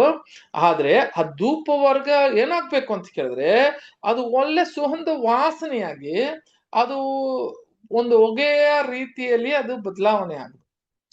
ಅದು ತುಂಬಬೇಕು. ಆ ಧೂಪ ಫುಲ್ಲು ಏನಾಗ್ಬೇಕಂತ ಕೇಳಿದ್ರೆ ಅದನ್ನು ತುಂಬಬೇಕು ಅಂತ ಹೇಳಿದ್ರೆ ಇಲ್ಲಿಗೆ ನಾವು ಒಂದು ವಿಷಯ ತಿಳ್ಕೊಬೇಕು. ನಾನು ಸಾಂಬ್ರಾಣಿಯನ್ನ ತಂದೆಯ ದೇವರು ನೀನ್ ತಗೋ ಅದನ್ನ ಮಾಡು, ಸಾಂಬ್ರಾಣಿ ಎಲ್ಲ ನೀವೇನ್ ಮಾಡಿ ಅಂತ ಕೇಳಿದ್ರೆ ಆ ಸಾಂಬ್ರಾಣಿ ತರ ಹೇಳ್ತಾರೆ, ಧೂಪ ವರ್ಗ ಎಲ್ಲ ರೆಡಿ ಮಾಡಿಸಿ ಅದನ್ನ ಹಂಗೆ ಕೊಡ್ಬೇಡ, ನನಗೆ ಅದನ್ನ ಹಂಗೆ ಹಾಕ್ಬೇಡ. ಅದನ್ನ ತಗೊಂಡ್ಬಂದು ಎಲ್ಲಿಗೆ ಮಂಜಸ ಪೆಟ್ಟಿಗೋ ಅಥವಾ ಮಹಾಪವಿತ್ರ ಸ್ಥಳದಕ್ಕೋ ಅದನ್ನ ತರಬೇಡ. ನೀನ್ ಮಾಡುವ ಒಂದು ವಿಷಯ ಏನಂತ ಕೇಳಿದ್ರೆ ಅವನ್ನ ಆ ಧೂಪ ವರ್ಗದ ಮೇಲೆ, ಆ ಧೂಪ ಸ್ತಂಭದ ಮೇಲೆ ಏನ್ ಮಾಡೋ ಅಂತ ಕೇಳಿದ್ರೆ, ಸ್ತಂಭ ಅಲ್ಲ, ಧೂಪ ವೇದಿಕೆ ಮೇಲೆ ನೀನ್ ಏನ್ ಮಾಡೋ ಅಂತ ಕೇಳಿದ್ರೆ ಈ ಧೂಪ ವರ್ಗವನ್ನ ಕೊಡು ಅಂತ ಹೇಳ್ತಾರೆ. ಧೂಪ ವರ್ಗವನ್ನ ಹಾಕ್ಬೇಕು. ಇದನ್ನಪ್ಪ ಅರ್ಥ ಅಂತ ಹೇಳಿದ್ರೆ ಬಹಳ ಮುಖ್ಯ. ಇದು ಸೋದರರೇ, ಇದು ನಮ್ಮ ಏನಪ್ಪಾ ಅಂತ ಹೇಳಿದ್ರೆ ದೇವರು ನಮಗ್ ಕೊಟ್ಟಿರುವ ನಾಲೆಡ್ಜ್ ಅಂತ ಹೇಳಿದ್ರೆ ಜ್ಞಾನ, ಒಳ್ಳೆ ಜ್ಞಾನ ಬಂದು ಏನ್ ಕೊಡ್ತಾ ಅಂತ ಕೇಳಿದ್ರೆ ಈ ಒಂದು ಧೂಪ ವರ್ಗವು, ಆ ವರ್ಗ ಏನಪ್ಪಾ ಅಂತ ಕೇಳಿದ್ರೆ ಅದು ನಮಗೆ ಕೊಡುವ ಜ್ಞಾನ ಅಲ್ವಾ. ಆ ಜ್ಞಾನವೇ ನಾವು ಏನು ಮಾಡಬಾರ್ದು ಅಂತ ಕೇಳಿದ್ರೆ, ಆ ಜ್ಞಾನ ಕೊಟ್ಟಿದ್ದಾರೆ, ಆ ಜ್ಞಾನವೇ ಇಟ್ಟುಕೊಂಡು ಆ ಜ್ಞಾನವನ್ನ ನನ್ನ ದೇವರಿಗೆ ಕೊಡ್ಬೇಕಂತ ಕೇಳಿದ್ರೆ ಇಲ್ಲ.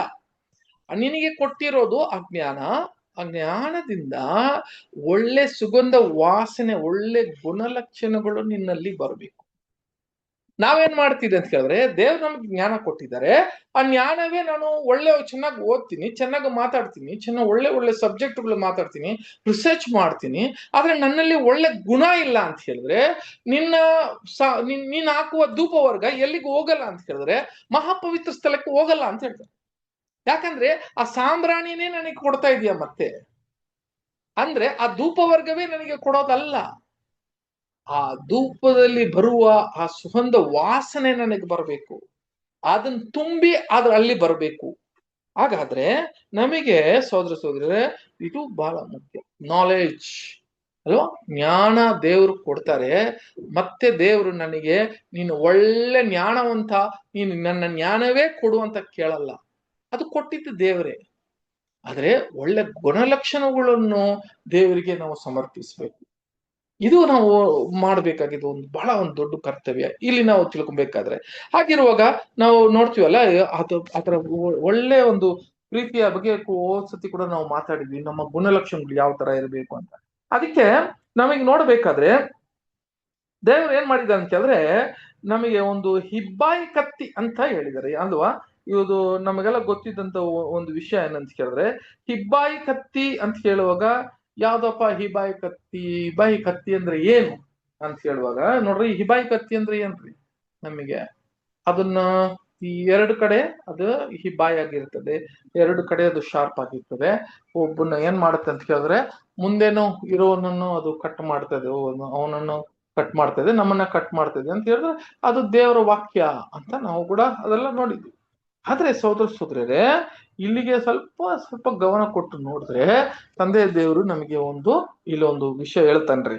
ಈ ವಾಕ್ಯ ಓದ್ಬಿಟ್ಟು ಬರೋವಾರ ಈ ವಾಕ್ಯದ ವಿವರಣೆಗಳೆಲ್ಲ ನಾವು ಓದೋಣ ರೀ.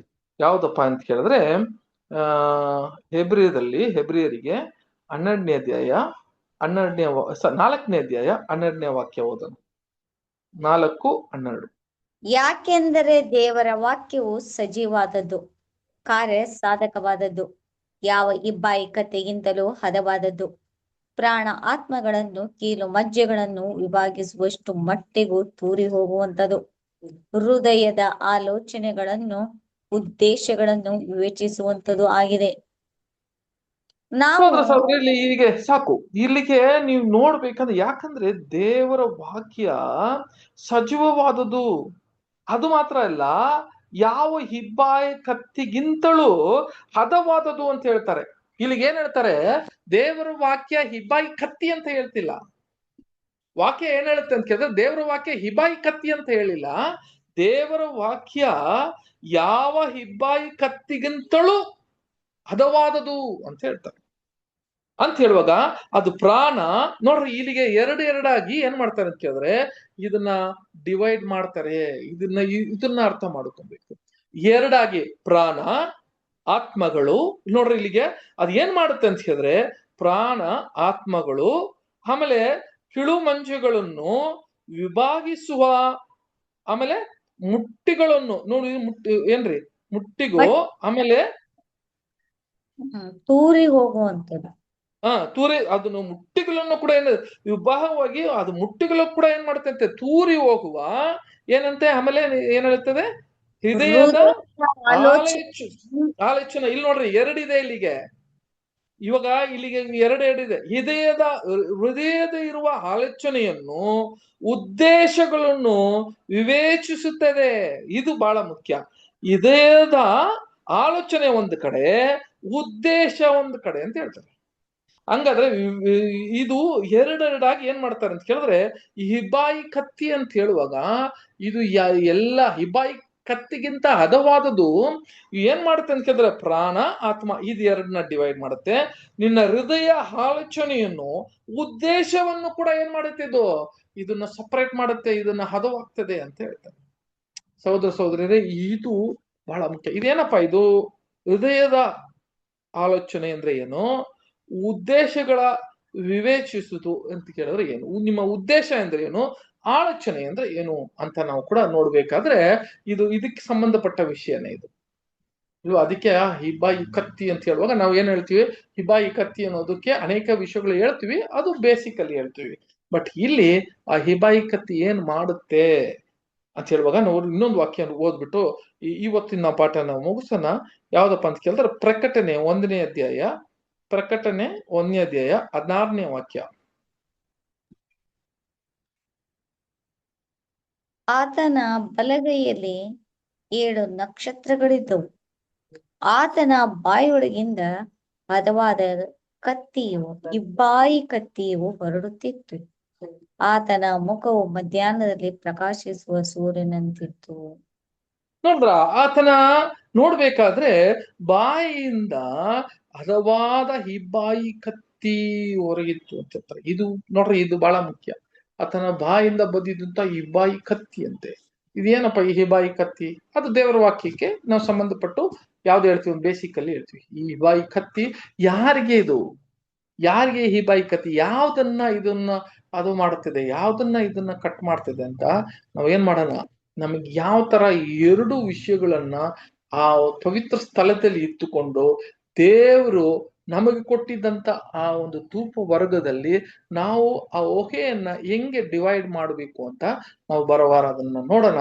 ದೇವ್ರು ಯಾವ್ದನ್ನ ಆಸೆ ಪಡ್ತಾ ಇದಾರೆ, ನಮ್ಮ ಹತ್ರ ಅವರು ಅವ್ರಿಗೆ ಬೇಕಾಗಿರೋ ವಿಷಯಗಳು ಏನು, ಮತ್ತೆ ಅವರು ಆ ಸಾಂಬ್ರಿಯನ್ನು ಮತ್ತೆ ದೇವರಿಗೆ ಕೊಡಕ್ಕಾಗತ್ತ ಅಂತ ಕೇಳಿದ್ರೆ ಇಲ್ಲ. ಇದು ಮುಂದಿನ ವಾರ ನಾವೇನ್ ಮಾಡೋಣ, ಈ ಪಾಠವನ್ನ ನೋಡೋಣ. ದೇವರು ಈ ಪಾಠವನ್ನ ಆಶೀರ್ವದಿಸ್ಲಿ. ತಂದೆ ದೇವರಿಗೆ ಸ್ತೋತ್ರವನ್ನ ಹೇಳಿ.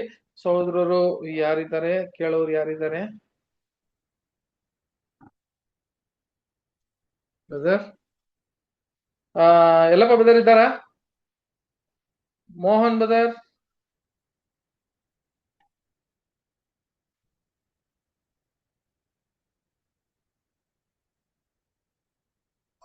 ಯಾರು? ನಮಸ್ತೆ ಎಲ್ರಿಗೂ ನಮಸ್ತೆ. ನಮಸ್ತೆ ಬ್ರದರ್.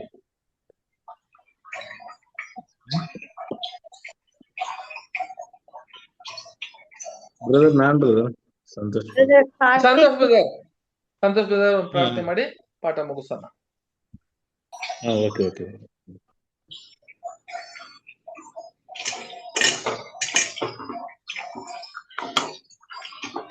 ನಮ್ಮನ್ನು ಬಹಳವಾಗಿ ಪ್ರೀತಿಸುವ ಪರಿಶುದ್ಧನಾದ ಪರಲೋಕದಲ್ಲಿರುವ ನಮ್ಮ ತಂದೆಯಾದ ದೇವರೇ, ಈ ರಾತ್ರಿ ವೇಳೆಗಾಗಿ ತಂದೆಯಾದ ದೇವರೇ ನಿಮ್ಮ ಪಾದದ ಬಳಿಗೆ ಬರ್ತಾ ಇದ್ದೀವಿ.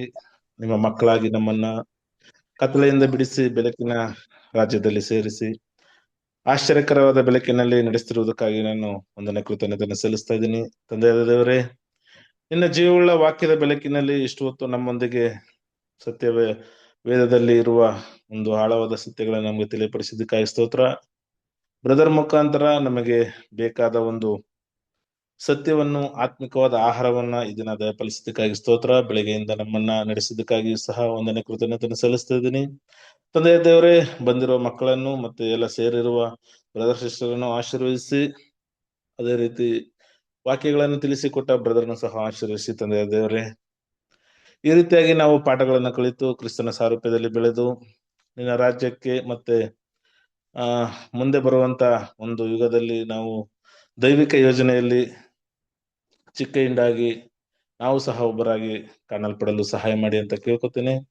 ಅಷ್ಟು ಮಾತುಗಳಾದ ತಂದೆಯ ದೇವರೇ, ಈ ರಾತ್ರಿ ವೇಳೆಯಲ್ಲಿ ನಮಗೆ ಸುಖ ನಿದ್ರೆ ದಯಪಾಲಿಸಬೇಕಾಗಿ ಸಹ ಪ್ರಾರ್ಥಿಸ್ತಾ ಇದ್ದೀನಿ. ನಾಳೆ ಮುಂಜಾನೆಯಲ್ಲಿ ನಡೆಯಬೇಕಾದ ಎಲ್ಲ ಕೆಲಸಗಳನ್ನು ಸಹ ಒಪ್ಪಿಸ್ಕೊಡ್ತೀನಿ. ಇದೇ ರೀತಿಯಾಗಿ ನಮ್ಮನ್ನ ಸತ್ಯದಲ್ಲಿ ನಡೆಸಿ ನಮ್ಮ ಜೀವನವನ್ನು ಮತ್ತೆ ನಿಮ್ಮ ಒಂದು ಮಾರ್ಗದಲ್ಲಿ ನಮ್ಮನ್ನು ನಡೆಸಿ ಅಂತ ಸಹ ಕೇಳ್ಕೊತೀನಿ.